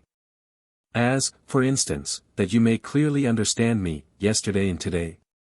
Then again, consider with respect to the same Dioscuri, endeavoring with me to adapt your conceptions to their nature, lest we should assert anything new and unintelligible. But indeed we shall find nothing of this kind, though we scrutinize in the most accurate manner, for the assertion of some theologists that they are the 2 hemispheres of the world, by no means pertains to the present investigation. Since it is not easy to conceive why each of these is called epsilon tau epsilon rho eta mu epsilon rho omicron, or diurnally alternate, as their illustration is gradually augmented without any sensation of diurnal increment. But we are now entering upon speculations, in the course of which we may possibly appear to make some innovations. In the first place then, those may be very properly said to participate the same day, to whom an equal time of the solar progression, in one and the same month, belongs. Let any one now consider how this diurnal alternation can be accommodated, as well with other, as the tropical circles 31. But a speculation of this kind is not indeed adapted to our present investigation. Because these circles are always apparent, and are conspicuous to the inhabitants of regions situated in opposite shadows, each to each, yet he who perceives the one cannot by any means discover the other. However, that we may not dwell any longer in explaining the present affair, the sun, as we know by his annual revolutions, is the parent of the seasons. And considered as never receding from the poles, he is the ocean, the ruler of a 2-fold essence. Nor is such an assertion by any means obscure, since Homer 32, so long before us, calls Ocean 33 the generation of mortals, of the blessed divinities, and of all things, and this indeed with the greatest truth and propriety. For there is nothing in the universe which is not the natural progeny of the ocean. But are you willing I should explain in what respect this concerns the vulgar? Though perhaps it might be better to be silent, I will speak on this occasion, I will speak, though my discourse will not be properly received by all. The solar orb, then, is moved in the starless, which is far higher than the inerratic sphere. Hence, he is not the middle of the planets, but of the 3 worlds, according to the mystic hypotheses 34, if it be proper to call them hypotheses, and not rather dogmata. Confining the appellation of hypothesis to the doctrine of the sphere, for the truth of the former is testified by men who audibly received this information from gods, or mighty demons. But the latter is founded on the probability arising from the agreement of the phenomena. Hence, if any one should esteem it better both to praise and confide in the former, such a one, whether I am trifling or in earnest, will meet with my esteem and admiration. But besides those which I have mentioned, there is an innumerable multitude of celestial gods, perceived by such as do not contemplate the heavens indolently and after the manner of brutes. As the sun quadruply divides these 3 worlds, on account of the communion of the zodiac with each, so he again divides the zodiac into 12 powers of gods, and each of these into 3 others, so that 36 are produced in the whole. Hence, as it appears to me, a triple benefit of the graces proceeds to us from the heavens, I mean from those circles which the God quadruply dividing produces in consequence of this, a quadripartite beauty and elegance of seasons and times. But the graces also imitate a circle in their resemblances on the earth. Add too, that Bacchus 35 is the source of joy, who is said to obtain a common kingdom with the sun. But why should I here mention the epithet Horus, or other names of the gods, all of which correspond with the divinity of the sun? Mankind, indeed, may conceive the excellence of the god from his operations. Since he perfects the heavens with intellectual goods, and renders them partakers of intelligible beauty. For as he originates from this beauty, he applies himself, both totally and by parts, to the distribution of good. 36 These gods indeed preside over all motion, as far as to the utmost boundaries of the world, so that both nature and soul, and everything that exists, is perfected by their beneficent communications. But the sun combining this abundant army of gods into one ruling unity, confers on it the providence of Minerva, who originated, according to fables, from the head of Jupiter. But who, according to our opinion, proceeded from the whole of the sovereign sun, and is wholly comprehended in his nature. Hence we differ from fables in this, that we do not consider her as springing from the summit, but as totally born from the whole of Jupiter. For by conceiving no difference between Jupiter and the sun, we shall think agreeable to the decisions of the ancients. And, indeed, by calling the sun providential Minerva, we shall not assert anything new, if we properly understand the following verse. He came to Python, and to providential Minerva 37. For thus the ancients seated Minerva with Apollo, who appears to differ in nothing from the sun. And I know not whether Homer, by a certain divine instinct, for it is probable that he was seized with a divine fury, prophesies this, when he sings. So might my life, and glory know no bound. Like Pallas worshipped, like the sun renowned 38. That is to say, like Jupiter, who is the same with the sun. And as the king Apollo, on account of his simplicity of intellect Ion, communicates with the sun, so likewise it is proper to believe that Minerva, since she receives her essence from this deity, and is his perfect intellect Ion, combines into union. Without any confusion, the gods who surround the sovereign sun. And that the same goddess, from the summit of heaven, pours through the 7 planetary orbs, as far as to the moon, the genuine and pure rivers of life, indeed she fills the moon 39, who is the last of the orbicular bodies, with intelligence. And thus causes her to contemplate the intelligibles above the heavens, to regard inferior natures, and to beautify matter with the investiture of forms, by removing from its Shadari essence whatever it contains, wild, turbulent, and destitute of order. But the goods which Minerva confers on mankind are wisdom, intelligence, and operative arts. She is also said to obtain the towers of cities, because she establishes civil community by her wisdom. It is likewise proper to declare a few particulars respecting Venus 40, who, according to the learned among the Phoenicians, which is likewise my opinion, has a demiurgic community with Minerva.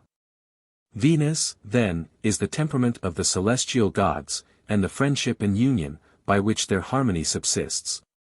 For as she is proximate to the sun, in conjunction with whom she revolves, she fills the heavens with the best temperament, gives fertility to the earth, and is the source of perpetuity to the generation of animals.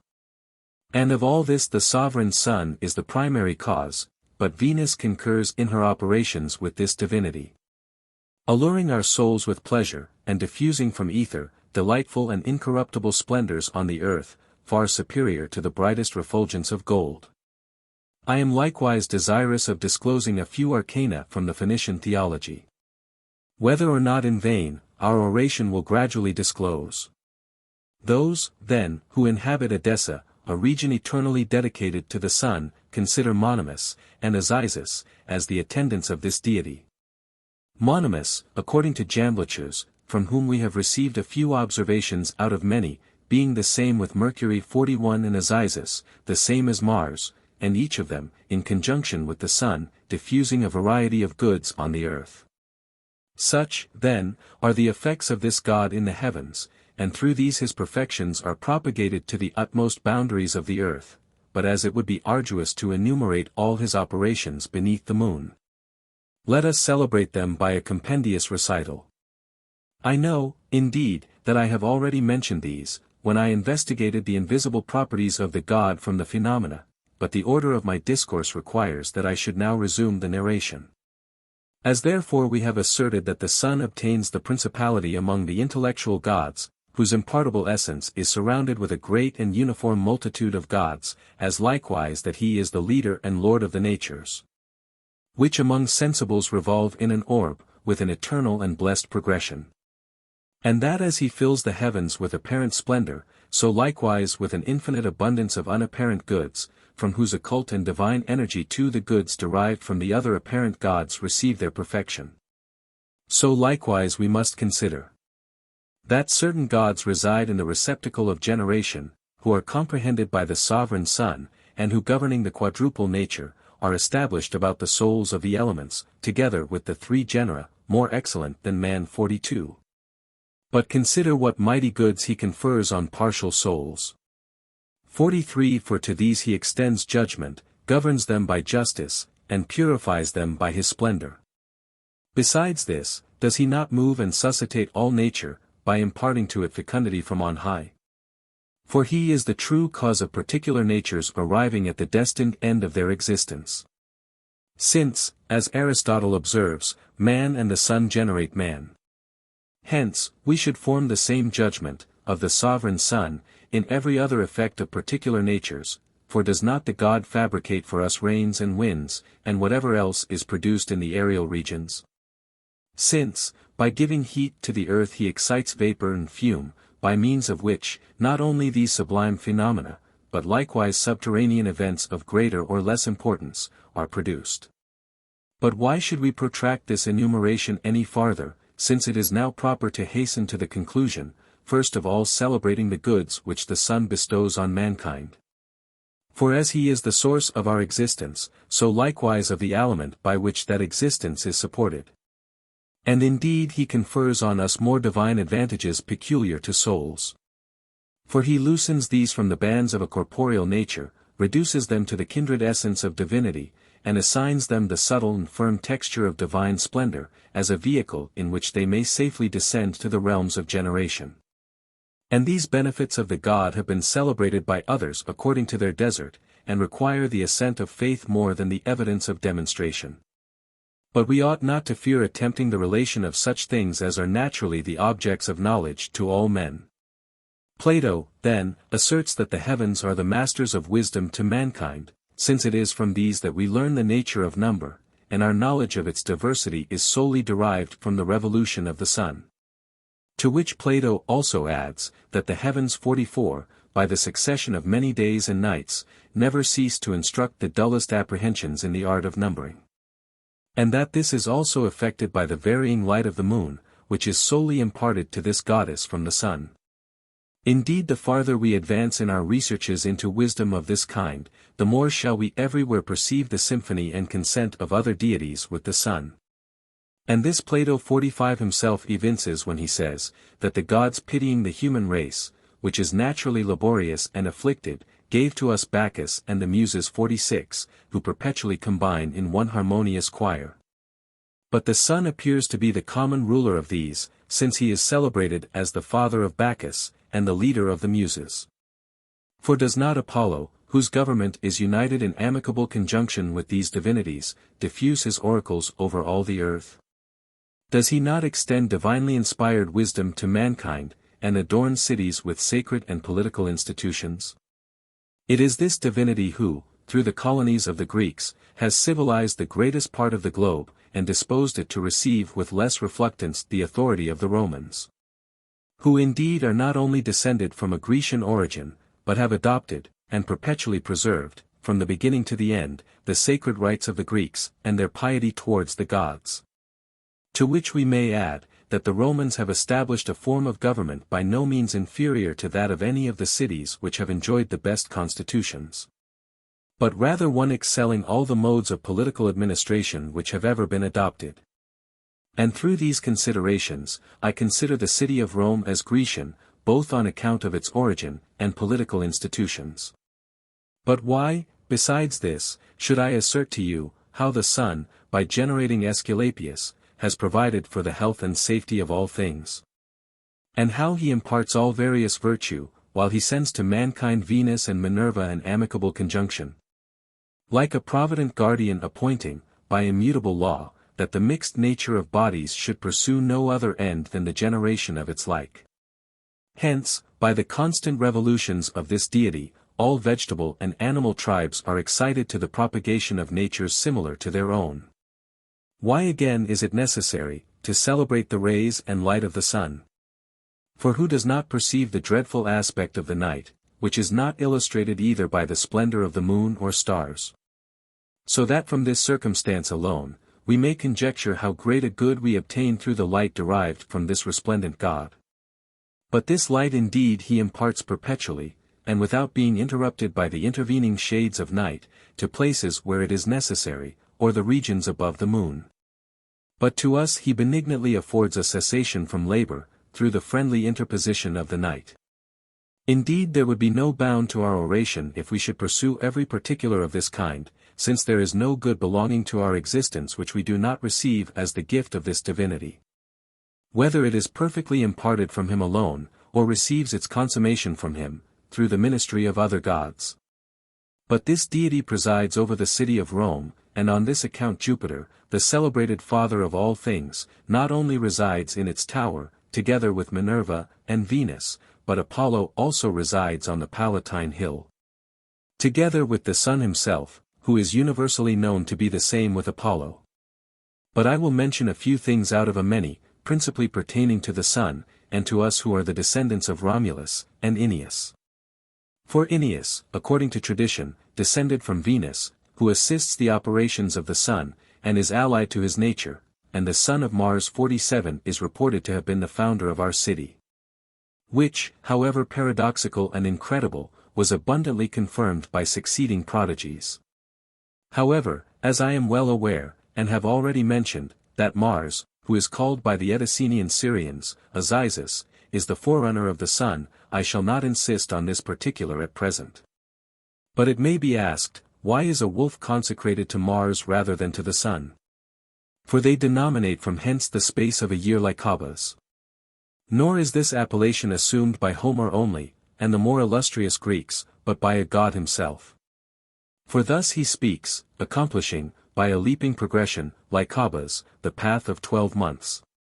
Are you willing therefore that I should demonstrate by a more powerful argument, that the founder of our city not only descended from Mars, but that however the martial, and noble demon 48, who is said to have met with Sylvia carrying the bath of the goddess, might contribute to the fabrication of his body, yet the soul of the god Quirinus wholly proceeded from the sun? For we ought, I think, to believe in general report. As therefore the conjunction of the sun and moon, who distribute in common the principality of apparent natures, sent his soul on the earth, so likewise this conjunction received it back again from earth into the heavens. After it had consumed by the fire of thunder whatever was mortal in his corporeal frame. And from hence it is evident that the demiurgic goddess 49 of terrene concerns, who is in a most perfect manner subjected to the sun, received our Quirinus, when he was sent by providential Minerva on the earth. And afterwards brought him back, when flying from this terrene abode, to the sun, the sovereign of the world. But if you are desirous, besides this, that I should employ another argument on the same subject, derived from the works of King Numa, behold the unextinguished fire, enkindled from the sun, which is preserved among us by sacred virgins according 50 to the different seasons of the year. And which, by this means, imitates the beneficent energy of the moon in her revolution round the earth. But I am able to produce another, and a much more indubitable argument, concerning this God, from the institutions of that most divine King. For while all other nations number their months from the course of the moon, we alone, together with the Egyptians, measure the days of our year from the revolutions of the sun. To all which, if I should add that we celebrate Mithras 51, and institute quadrennial contests in honor of the sun, I should speak of things more recent and known, but it will be better perhaps to adduce one testimony from more antient traditions. Different nations then differently determine the commencement of the annual circuit, for some reckon from the vernal equinox, some from the middle of summer. Most from autumn in its decline, yet all these celebrate the most apparent gifts of the sun. For some with grateful recollection honor the god for the opportunity afforded them in autumn for rustic labor. When the earth, pouring from her kindly womb all various fruits, is clothed with fertility, and everywhere exhibits the appearance of splendid hilarity, when the sea smooths its waters for the convenience of navigation, and the stormy brow of winter is changed into festive serenity. But others derive the origin of their year from the summer day, because at that time they have greater security with respect to the success of fruits. Since the various seeds deposited in the earth are at that period collected together, apples are in their most flourishing state, and the depending fruit of trees has acquired maturity through the benevolent heat of the solar fire. But others more elegant than these, establish the end of the year, when every fruit has acquired its most perfect vigor, and is tending to decay, and on this account, when autumn is in its decline, they date the commencement of their year. But our ancestors having learned from that most divine King Numa, to be more studious in venerating this divinity than other nations, without paying so much attention to what is useful, acting in this respect in a manner becoming men of a divine nature and excellent understanding, directed their attention rather to the cause of these effects, and commanded the people to bind their heads at that period of the year, when the sun, having left the last meridian limit, returns to us again, and bending his course towards Capricorn, as to his destined goal, proceeds from the south to the north, that he may impart, by such a progression, his annual benefits to mankind. And from hence we may conjecture, that an attentive consideration of this particular induced our ancestors to establish this period as the beginning of the year. For they do not perform this annual ceremony on the day in which the sun commences his revolution, but when his progression from the meridian to the north is universally apparent, for as yet the subtlety of those canons was not sufficiently known, which were discovered by the Chaldeans and Egyptians, and perfected by Hipparchus and Ptolemy. But forming their judgments solely from the testimony of the senses, they pursued the celestial phenomena, those of a more modern period, perceiving at the same time the rectitude of their observations. Hence, immediately on the close of the last month, which is dedicated to Saturn, and prior to the beginning of the new year, we celebrate most magnificent games in honor of the sun, whom we denominate unconquered. And, in conjunction with these games, it is unlawful to exhibit any of those sorrowful spectacles which necessarily pertain to the last month of the year. But after the Saturnalia, which are the last of all, the Hellian ceremonies return with the revolving year.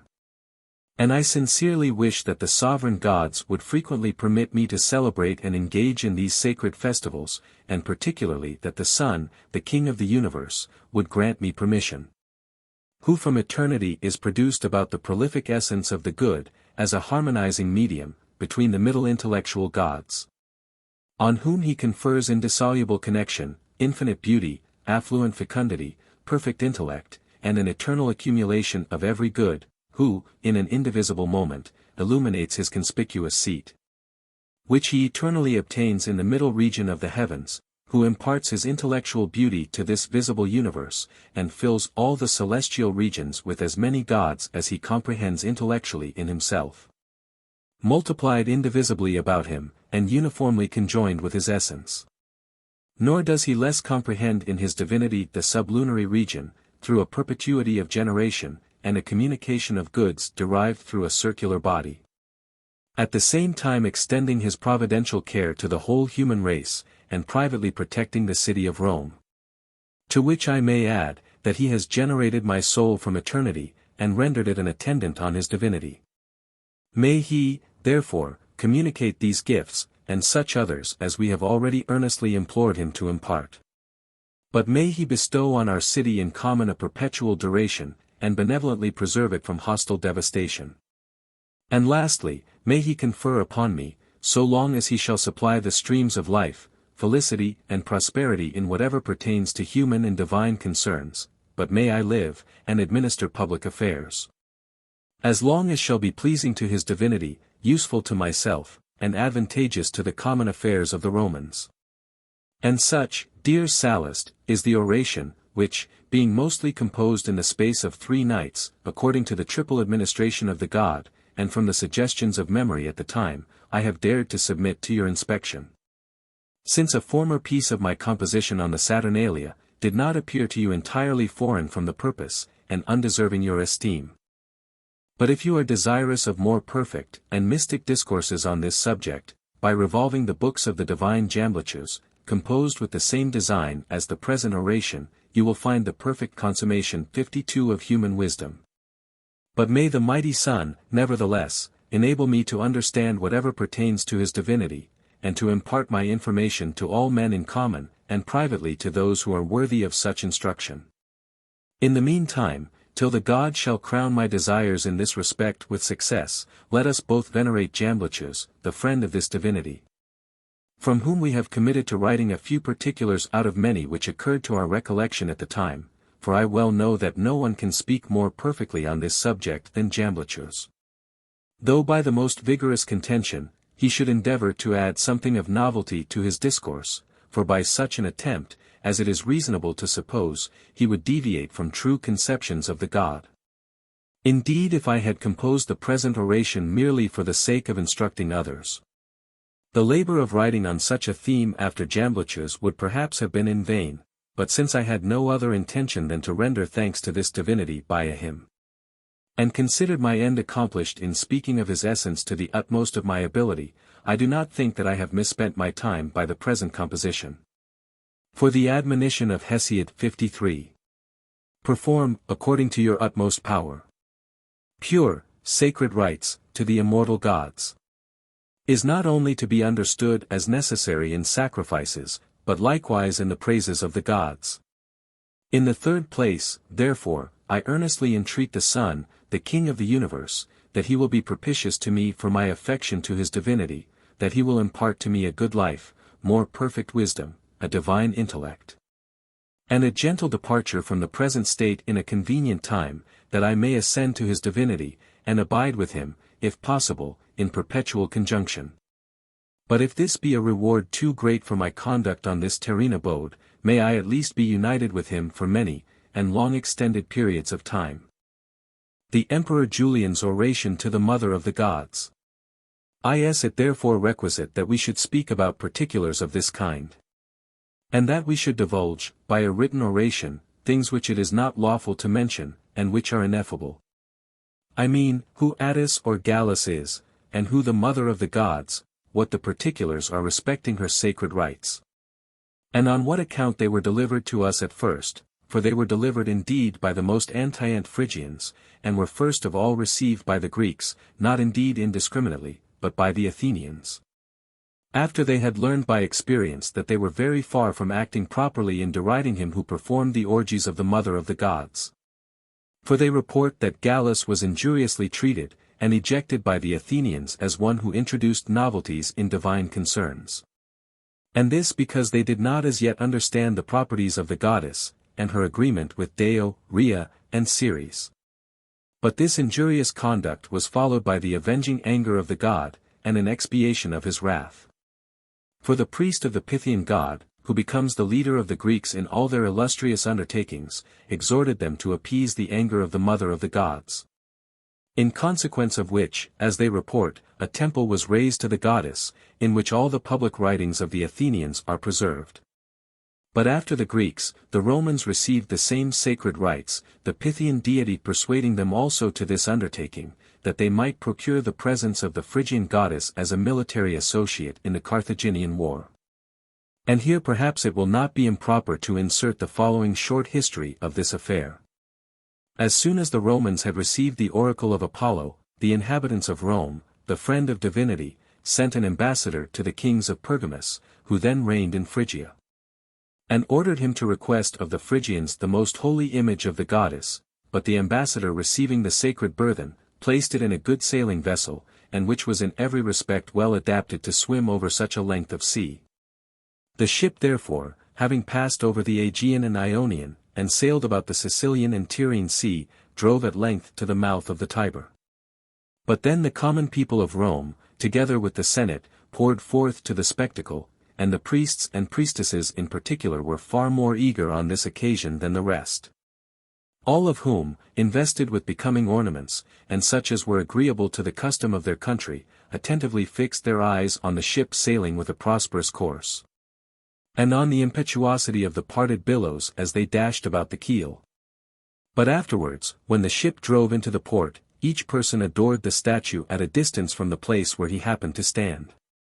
But the goddess, as if willing to convince the Roman people that they had not led from Phrygia an inanimate image, but something endued with a greater and more divine power than ordinary 54, stopped the vessel as soon as it reached the Tiber, and suddenly rooted it, as it were, in the stream.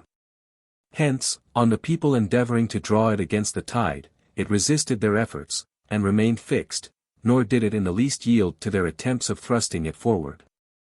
And though every artifice was employed for this purpose, yet it still remained immovable. In consequence of this, a dire and unjust suspicion arose against the all-sacred priesthood of the consecrated Virgin. And Clodia, for this was the name of the venerable Virgin, was accused as one not perfectly pure, and who had not preserved herself inviolate to the goddess, and hence it was said, the divinity gave evident tokens of indignation and wrath. For it now appeared to every one that the image was something more divine than usual. But in consequence of this suspicion, the Virgin was at first filled with shame, so very remote was she from a conduct so unlawful and base. But when she perceived that the accusation against her gathered strength, then, unbinding her zone, and girding it round the extremity of the ship, like one agitated by divine inspiration, she ordered all the multitude to depart.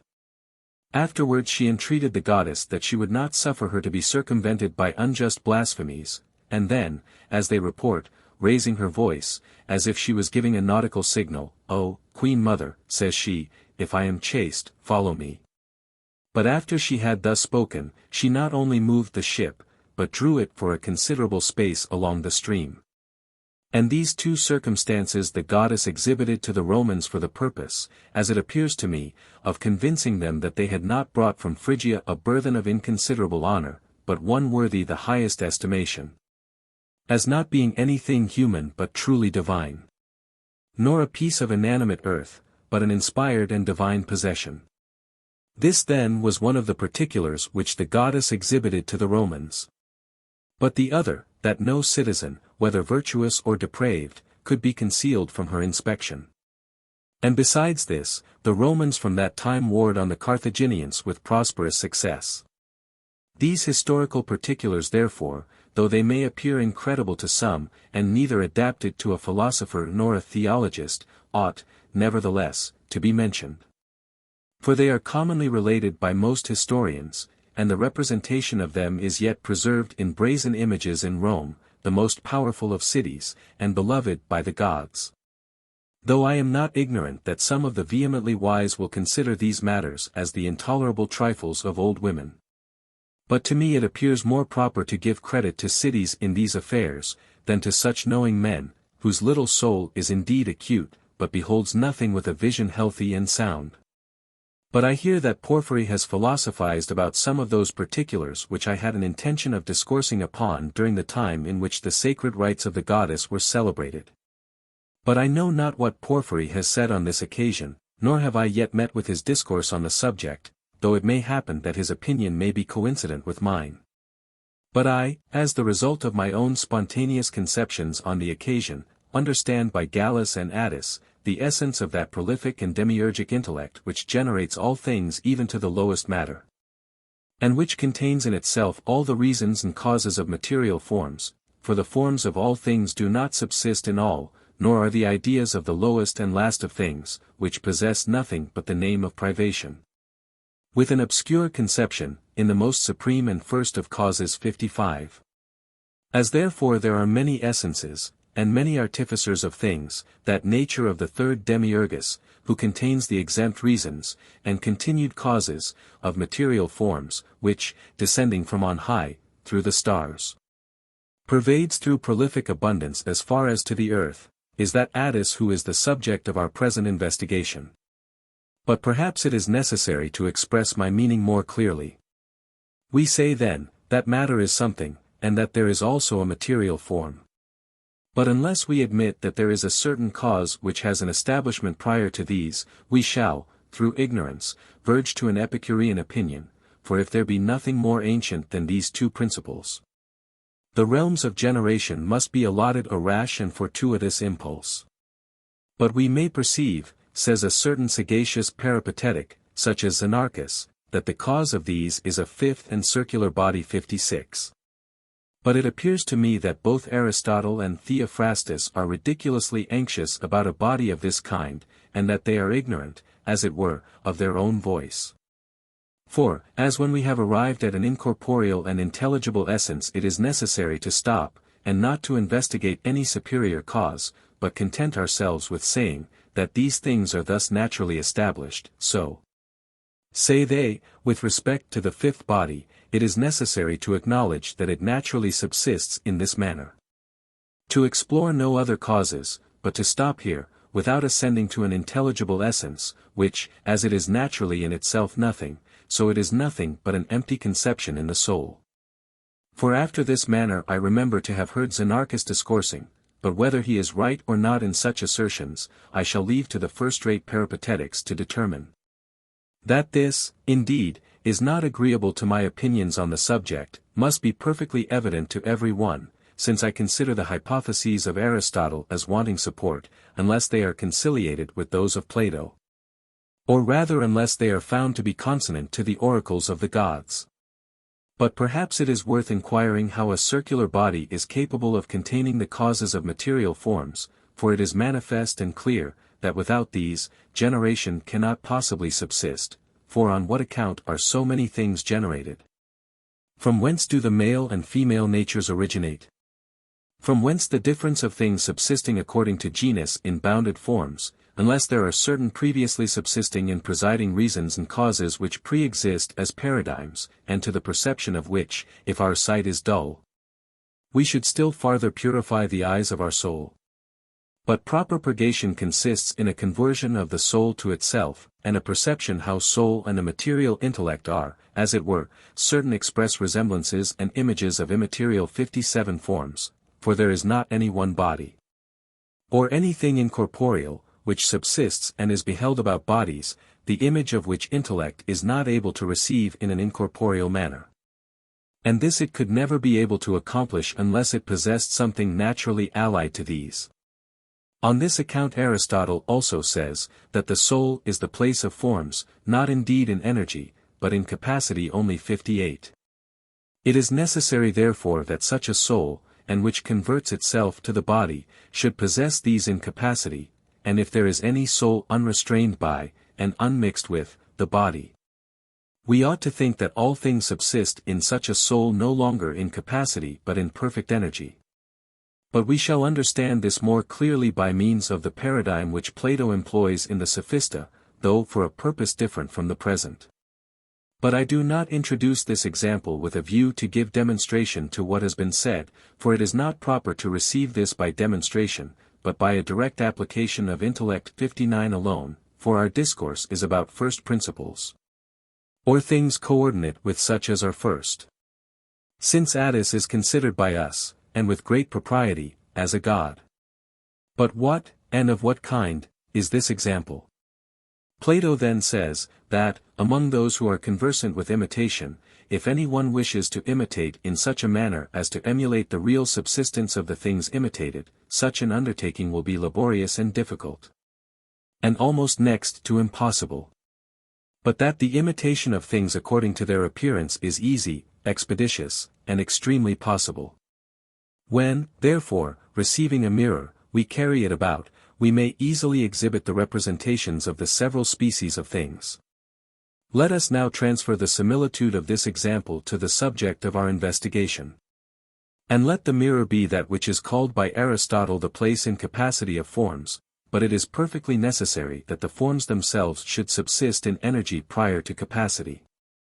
Since our soul therefore contains, as it appears to Aristotle, the forms of things in capacity, where shall we first place these as subsisting in energy? Shall we establish them in material natures? But these are evidently the last of things.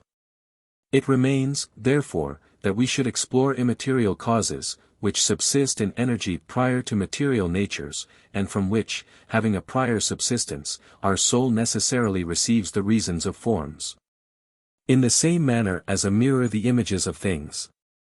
But from hence she imparts them through nature to matter, and to these material bodies, for we are certain that nature 60 is the artificer of bodies, as a whole of the universe. But as subsisting in individuals, of every thing which has the relation of a part. But nature in energy subsists in us without fantasy, and soul above this is endued with fantasy. If therefore it be confessed that nature contains the cause of things of which she possesses no fantasy, what by the gods should hinder us from assigning this prerogative to soul, by a much better and more ancient right? Since we know this very particular in a fantastic manner, and at the same time apprehend it by a reasoning energy. Besides, where is the person so contentious, who will allow that material reasons subsist in nature, all indeed in capacity, though not all according to the same in energy, and yet will not allow this to soul? If, therefore, forms subsist in nature in capacity, and not in energy 61, and likewise subsist in soul, but more pure and distinct, so as that they can be apprehended and known, but yet are by no means in energy. From whence do we derive the firm persuasion of the perpetuity of generation? Or where can our intellect find any stability in arguments respecting the eternity of the world? For a circular body is a composite of subject and form. It is necessary therefore, that though these are not separate from each other in energy, yet in our conceptions we should consider forms as having a prior and more ancient subsistence. Since therefore it is admitted, that a certain preceding cause of material forms, in itself perfectly immaterial, is in subjection to the third artificer of things, who is not only the Father and Lord of these, but also of the apparent and fifth body. Hence, separating Attis from this deity, as a cause descending as far as to matter, we are persuaded that Attis or Gallus is a prolific god. But, according to the fable, this god being placed near the whirling streams of the river Gallus, obtained a flourishing condition of being, and afterwards appearing beautiful and grand, was beloved by the mother of the gods. Who, after she had committed all things to his charge, placed on his head a starry hat. But since this apparent heaven thus covers the head of Attis, is it proper to interpret the river Gallus as signifying the galaxy? For here a passive body is said to be mingled with the impassive circulation of the fifth body. And thus far the mother of the gods permitted this beautiful and intellectual god Attis, who is similar to the solar rays, to leap and dance. But when, in the course of his progression, he arrived at the extremity of things, the fable relates that he came into a cavern, and had connection with a nymph, obscurely signifying by this, the humid nature of matter 62. Though indeed matter is not so much signified here, as that last incorporeal cause which presides over matter, for, according to Heraclitus, death is the portion of the humid soul. Such, then, is the intellectual god Gallus, i.e., a deity who contains in himself material and sublunary forms, and who associates with the cause presiding over the fluctuating nature of matter. But he does not associate with the nymph as one with another of the same dignity and rank, but after the manner of one falling into matter. Who then is the mother of the gods? She is indeed the fountain of the intellectual and demiurgic gods who govern the apparent series of things, or certainly a deity producing things, and at the same time subsisting with the mighty Jupiter. A goddess mighty, after one mighty, and conjoined with the mighty demiurgus of the world. She is the mistress of all life, and the cause of all generation, who most easily confers perfection on her productions, and generates and fabricates things without passion, in conjunction with the Father of the universe. She is also a virgin, without a mother, the assessor of Jupiter, and the true parent of all the gods, for receiving in herself the causes of all the intelligible supermundane gods, she becomes a fountain to the intellectual gods. The mother of the gods therefore, subsisting after this manner, and who is also called Providence, was inflamed with an impassive love of Attis, for she voluntarily comprehends not only material forms, but much more the causes of these. But, according to the fable, this divine Providence, which preserves all generated and perishable natures, fell in love with their demiurgic and prolific cause, and exhorted him to generate rather in an intelligible nature. and to be willing to convert himself to her essence, and to dwell with her divinity. And lastly, she commanded him to associate with no other than herself. But her intention in these injunctions was, that he might at the same time pursue a salutary union, and avoid verging to matter. Hence she ordered him to behold her, as she was the fountain of the demiurgic gods, and this without being drawn downwards or allured into generation. For by this means the mighty Attis would become an artificer in a more excellent degree. Since in all things conversion to a better nature is more efficacious than a propensity to a worse condition of being. For the fifth body, indeed, is on this account more fabricative and divine than terrestrial natures, because it is more converted to the gods. But no one will dare to affirm that a body, though it should be composed of the purest ether, is better than an undefiled soul, such as the demiurgus assigned to Hercules, for his soul, prior to her incarnation, then was, and appeared to be more efficacious than when she consented to a conjunction with body. For a providential attention to these inferior concerns is much easier to Hercules now, having wholly departed to his universal Father 63, than it was formerly, when, being invested with flesh, he was educated among men. So much more efficacious to every nature is a conversion to that which is better, than an apostatization to that which is worse. But the fable, desirous to signify this, says, that the mother of the gods exhorted Attis to take care of himself, and neither depart anywhere else, nor be captivated with any other. But Attis, departing from the mother of the gods, descended even to the very extremity of matter.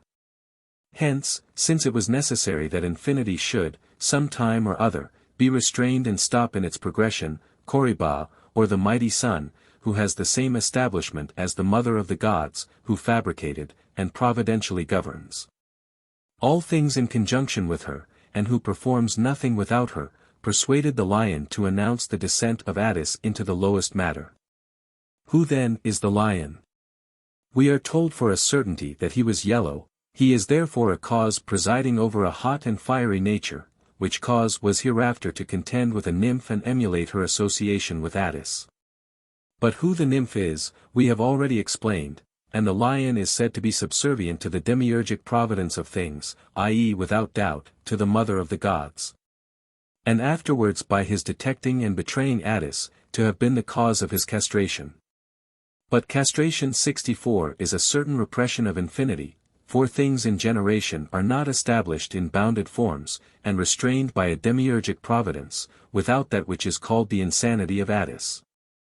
Which, when it departs from measure, and transcends all bound, becomes, as it were, debilitated, and is no longer able to preserve the prerogative of its nature. And it is not irrational to believe that this should take place about the last cause among the gods. Behold, therefore, the fifth body unaltered according to every variation, and terminated by the illuminations of the moon, that this rising and perishing world may be in the vicinity of the fifth body. For, in the illuminations of the moon, we perceive that a certain variation in passion takes place. It is by no means therefore absurd to assert, that Attis is a certain demigod, for this is the meaning of the fable, or rather he is in reality a god, for he proceeds from the third demiurgus. And after his castration is again recalled to the mother of the gods. But as he persuaded himself wholly to verge, he appears to incline 65 into matter. Indeed he who considers this deity as the last of the gods, but the head of all the divine genera, will by no means deviate from the truth. For on this account the fable calls him a demigod 66, that it may evince the difference between him and the immutable gods. And the Carabant 67, who are the three ruling hypostases of the more excellent genera after the gods, were placed round him by the mother of the gods as his guards. But Attis likewise rules over the lions, who, being allotted a hot and fiery nature, together with the lion, their leader, are indeed, in the first place, the causes of safety to fire. And through the heat and motive energy derived from thence, preserve other natures from decay. Add too, that Attis spreads himself round the heavens, which cover him like a tiara, and tends, as it were, from thence to the earth. And after this manner does the mighty Attis present himself to our view, and from hence the lamentations for his long departure, and concealment, for his vanishings and falling into a cavern, arise. But the time in which his mysteries are performed sufficiently evinces the truth of what I have here advanced, for they say that the sacred tree should be cut down on the very day when the sun arrives at the extremity of the equinoctial arch. That on the following day the sounding of the trumpets should take place, that on the third day the sacred and arcane fertile crop of the god Gallus should be cut down, and that after all this, the Ilaria and festive days should succeed. That this excision therefore, which is so celebrated by many, is nothing more than a repression of infinity, is evident from this ceremony commencing when the mighty sun has arrived at the equinoctial circle. In which place his course receives the greatest circumscription, for that which is equal is bounded, but the unequal is infinite and incapable of being passed over. At this period, therefore, the section of the tree takes place, and after this the remaining ceremonies follow, some of them indeed, through mystic and secret institutions, but others, according to rites which may be divulged to all men. But by the section of the tree, the gods, in my opinion, symbolically teach us that, plucking the most beautiful of productions from the earth, it is necessary to offer virtue in conjunction with piety to the goddess, as a symbol of having lived in a becoming manner in the present state. For a tree indeed germinates from the earth, but hastens, as it were, to shoot up into ether. It is likewise beautiful to behold, affords a cool shade in the heats of summer, sends forth fruits from itself, and liberally bestows them on mankind, through the abundant fertility which it possesses. The sacred institution, therefore, exhorts us, who are naturally celestial plants, though detained on the earth, that collecting together virtue in conjunction with piety from a terrestrial polity, we should eagerly hasten to the primogenial and vivific mother of the gods. But the recalling signal by the sound of a trumpet, which is given to Attis immediately after his castration, is also a signal to us, who, flying from heaven, have fallen upon earth. But after this symbol King Attis stops his infinity through the castration. And the gods by this means exhort us also to cut off the infinity of our nature, and hasten back again to that which is bounded and uniform, and, if possible, to the one itself. After which, when perfectly accomplished, it is proper that the Ilaria should succeed. For what can be more joyful, what can be the occasion of greater hilarity, than the soul flying from infinity and generation, and the storms in which it is perpetually involved, and by this means returning to the gods themselves? But Attis being among the number of these, the mother of the gods by no means neglected him in his progressions beyond what was proper, but commanding him to restrain his infinity, converted him to herself. But let not anyone suspect that all this is said as of things which were once performed or really existed, as if the gods were ignorant what they should fabricate, or had any concerns which it was proper they should correct. For the ancients in interpreting the causes of things which have a perpetual subsistence, or rather in exploring the nature of the gods under the inspiring influence of the gods themselves, when they had discovered the objects of their investigation, concealed them under the veil of incredible fables 68, that through the paradoxical and apparently incongruous nature of the fictions, we might be secretly excited to an inquiry after the truth. An utility which is merely irrational, and which takes place through symbols only, being, in my opinion, sufficient for the simple part of mankind. But to those who are prudentially skillful, an emolument respecting the truth of the gods can then alone take place, when any one inquiring after it, discovers and receives it under the guiding influence of the gods themselves. And such a one, indeed, will be admonished by the enigmas, that it is necessary to investigate something concerning them. And when he has discovered their signification, will advance through contemplation to the end, and, as it were, summit of the concealed truth. And this not through reverence and faith of a foreign opinion, rather than by the exercise of another energy, which subsists alone according to intellect. In short, whatever we conceive having a subsistence as far as to the fifth body, I do not mean that which is intelligible only, but likewise these apparent bodies 69, which are of an impassive and divine condition, as far as to these. The pure 70 gods are understood to subsist, but matter eternally proceeded, together with the prolific essence of the gods by whom these inferior natures were produced. And that providence of things, which is eternally consubsistent with the gods, through the superplenal abundance of prolific and demiurgic cause which they possess, and which being seated together with King Jupiter, is the fountain of the intellectual gods. This divine providence adorns, rectifies, and transfers to a better state, that which is apparently void of life, unprolific, abject, and, as it may be said, the very dregs and sediment of things.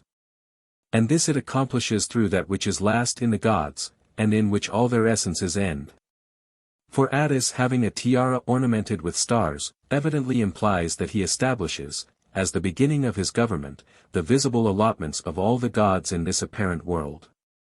But whatever is sincere and pure in the universe extends as far as to the galaxy, and, as about this place, that which is passive is mingled with the impassive, and matter subsists together with such a mixture. Hence a communication with matter is the descent of Attis into a cavern, which, though it did not take place contrary to the will of the gods, and to the mother of the gods, yet it is said to have been contrary to their desire. For the gods naturally subsisting in that which is more excellent, that better condition of being, is by no means willing that they should be drawn down to these degraded concerns. But through the accommodating descent of more excellent beings, these lowest natures also are led back to a mode of subsistence more excellent and more friendly to divinity. Hence the mother of the gods is said not to have pursued Attis with hatred after his castration, but then to have been indignant no longer. But she is said to have been indignant on account of his descent, because, though of a more excellent condition, and a god, yet he gave himself up to an inferior nature. But the goddess repressing the progression of his infinity, and adorning that which was unadorned, through sympathy with the equinoctial circle, where the mighty sun governs the most perfect measure of bounded motion, willingly recalled the god to herself, or rather she retains him perpetually with herself. Nor did these particulars ever subsist otherwise than at present, but Attis is always the minister and charioteer of the mother of the gods, and always desires the realms of generation. And lastly, always cuts off infinity through the bounded cause of forms. Again, when Attis was led back, as it were, from the earth, he is said to have recovered the possession of his ancient scepters. Not that in reality he ever fell from them, or ever will, but he is said to have deserted his dominion, on account of his being mingled with a passive nature 71. But it is perhaps worth investigating why, since the equinoctial is twofold, we do not celebrate the mysteries of this god when the sun is in Libra, but when he is in Aries. The reason therefore of this is beyond all doubt obvious, for when the sun first approaches to us, then advancing from the equinoctial, and the days increasing, this season, in my opinion, appeared the most convenient of all others for the occasion. And indeed, without having recourse to the reason, which asserts that light is the domestic associate of the gods, I can readily believe that the reductorial rays of the sun are aptly accommodated to those who hasten to be liberated from the realms of generation. But consider this affair clearly as follows: the sun draws all things from the earth, and calls them upwards with a resuscitating and wonderful heat, separating bodies, as it appears to me, as far as to the most exquisite subtlety, and elevating things which are naturally borne downwards. But all such effects as these are arguments of his unapparent powers, for how is it possible that he, who through corporeal heat can produce such effects in bodies, should not much more draw upwards and lead back again fortunate souls, through an unapparent, perfectly incorporeal, divine, and pure essence established in his rays? Hence, since it appears that this light is allied to the gods, and to such as hasten to return from whence they fell, and a light of this kind is increased in our world, so that the day is longer than the night, when the royal sun begins to proceed through the ram. Hence, the naturally reductorial power of the rays of the god is shown by his apparent and unapparent energy, through which a great multitude of souls are led back again, by following the most splendid and eminently solar form of the senses. For the sense of sight is celebrated by the divine Plato 72 as not only lovely and useful for the purposes of life, but as a leader in the acquisition of wisdom. But if I should touch upon that arcane and mystic narration which the Chaldean 73, agitated by divine fury, poured forth about the seven-rayed God, and through which he leads souls back again to the courts of light, I should speak of things unknown, and indeed vehemently so, to the sordid vulgar, though well known to theurgic and blessed men. And therefore I shall be silent respecting such particulars at present. But, as I before observed, the time appointed by the ancients for the celebration of these sacred rites was not irrationally assumed, but with the greatest propriety.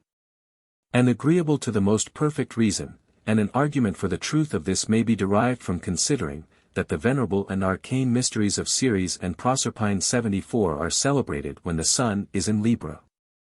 And this with the greatest propriety, for it is necessary to be again initiated when the solar god is departing from our zone, that we may suffer no molestation from the prevalence of an atheistical and dark power. Hence the Athenians celebrate the mysteries of Ceres twice, the lesser mysteries when the sun is in Aries, and the greater when he is in Libra, through the causes which I have already assigned. But it appears to me that they were called greater and lesser on other accounts, but especially for this reason, because it is more proper to celebrate these mysteries when the god is departing from, than when he is approaching to, our zone.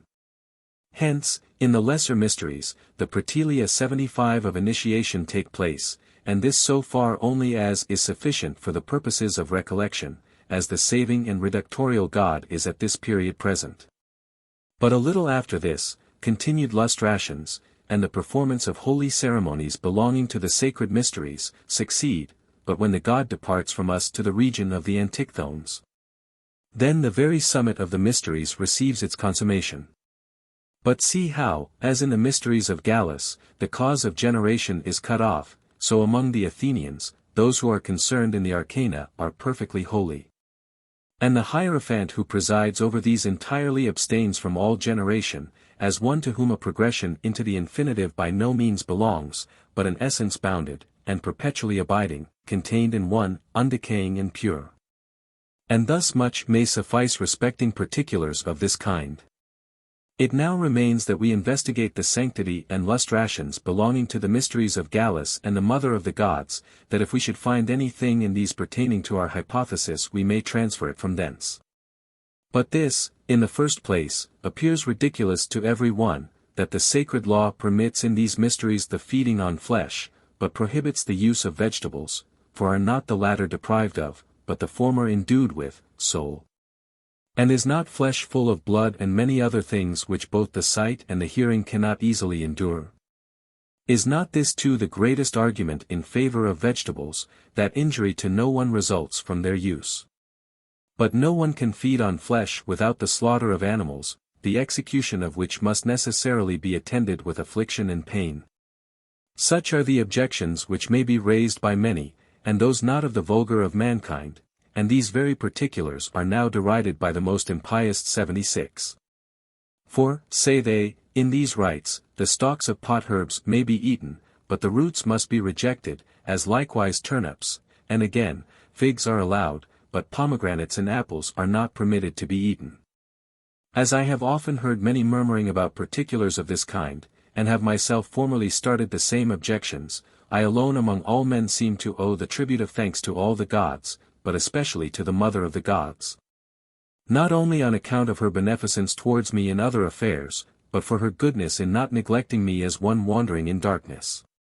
But, in the first place, commanding me to cut off, not indeed from my body, but from the irrational impulses and motions of my soul, whatever is considered as superfluous and vain by the intellectual and presiding cause of our souls. And in the next place, establishing in my intellect certain reasons, which are perhaps not perfectly abhorrent from the true and holy science concerning the gods. But my discourse seems to revolve in a circle, as if I had nothing to say on this occasion. This, however, is far from being the case. For in running through the several particulars, I am able to exhibit clear and manifest causes why it is not lawful to feed on those vegetables which the sacred institution prohibits, and this I shall very shortly accomplish. But at present it is better to propose, as it were, certain formulae and rules, by following which we may be able to form a judgment of any particulars which, through the haste of composition, may have escaped our attention, and, in the first place, it is necessary briefly to call to mind the account which we have given of Attis and his castration, and the meaning of the symbols which take place after his castration as far as to the Ilaria, together with the intention of the sacred lustrations. Attis, then, has been said by us to be a certain cause and divinity who proximately fabricates the material world, and who, descending even to the extremity of things, is at length stopped by the demiurgic motion of the sun. When the solar god arrives at the extreme bounded circumference of the universe, and which, from its effect, is called the equinoctial circle. But we have said that castration is the restraining of infinity, which takes place no otherwise than by a revocation and immersion to a more antient and primary cause, but we consider the elevation of souls as the ultimate design of lustration. These sacred rites, therefore, do not permit us, in the first place, to feed on seeds which decline towards the earth. For earth is the last of things, into which evil, according to Plato, being impelled, perpetually revolves. And the gods in the oracles everywhere denominate it dregs, and continually exhort us to fly from thence. In the first place, therefore, the vivific and providential goddess does not permit us to use aliment which declines towards the earth, but exhorts us to look to heaven, or rather above the heavens themselves. There are some, indeed, who feed on one kind of seed only, that is, on beans, which they consider as not ranking among seeds any more than pot herbs, since they naturally rise upwards and are straight, and do not drive their roots in the earth. But are rooted in the same manner as the fruit of the ivy depends from the tree, or that of the vine from the reed. On this account therefore, the goddess forbids us to use the seed of plants, but permits us to feed on fruits and pot herbs. Not indeed on such as are almost level with the ground, but on such as are sublimely raised from the earth. In like manner, with respect to turnips, she orders us to abstain from whatever they possess of a terrestrial nature, merely on account of its alliance to earth. But she allows us the use of whatever emerges upwards and raises itself on high, on account of the purity of its nature. Hence, she permits us to use the stalks of pot herbs, but forbids us to feed on the roots, and especially from such as are nourished in, and sympathize with, the earth. Again, with respect to the fruits of trees, she prohibits us from corrupting and consuming apples, as being sacred and golden, and images of the rewards attending arcane and telestic labors 77. And as deserving reverence and respect, on account of their exemplars, but she forbids the use of the pomegranate as being a terrestrial plant.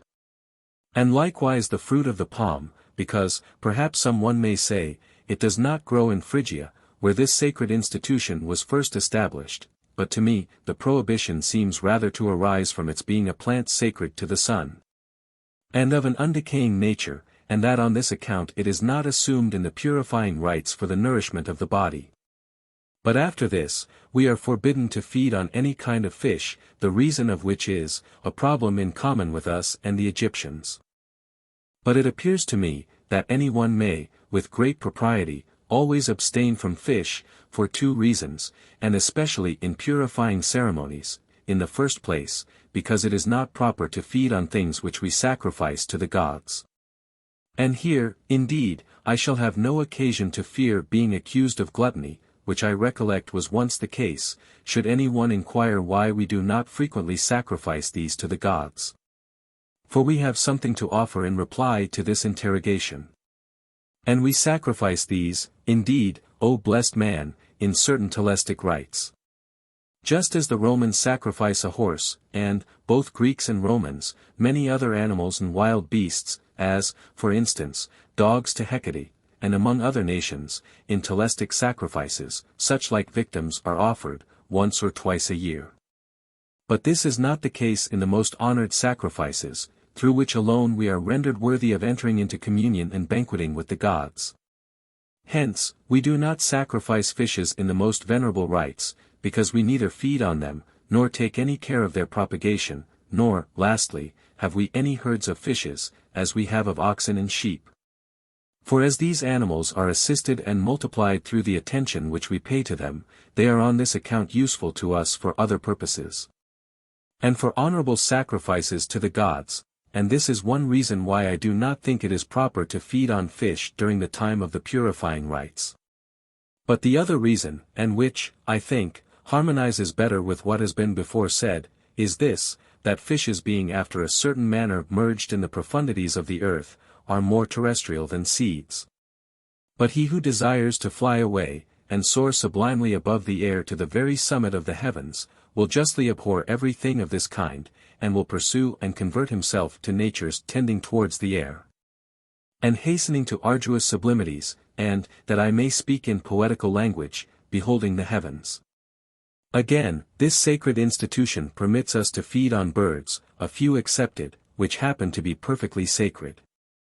And likewise all quadrupeds which we usually feed on, except the hog, for as this animal is entirely terrestrial in its form, manner of living, and from the very condition of its essence.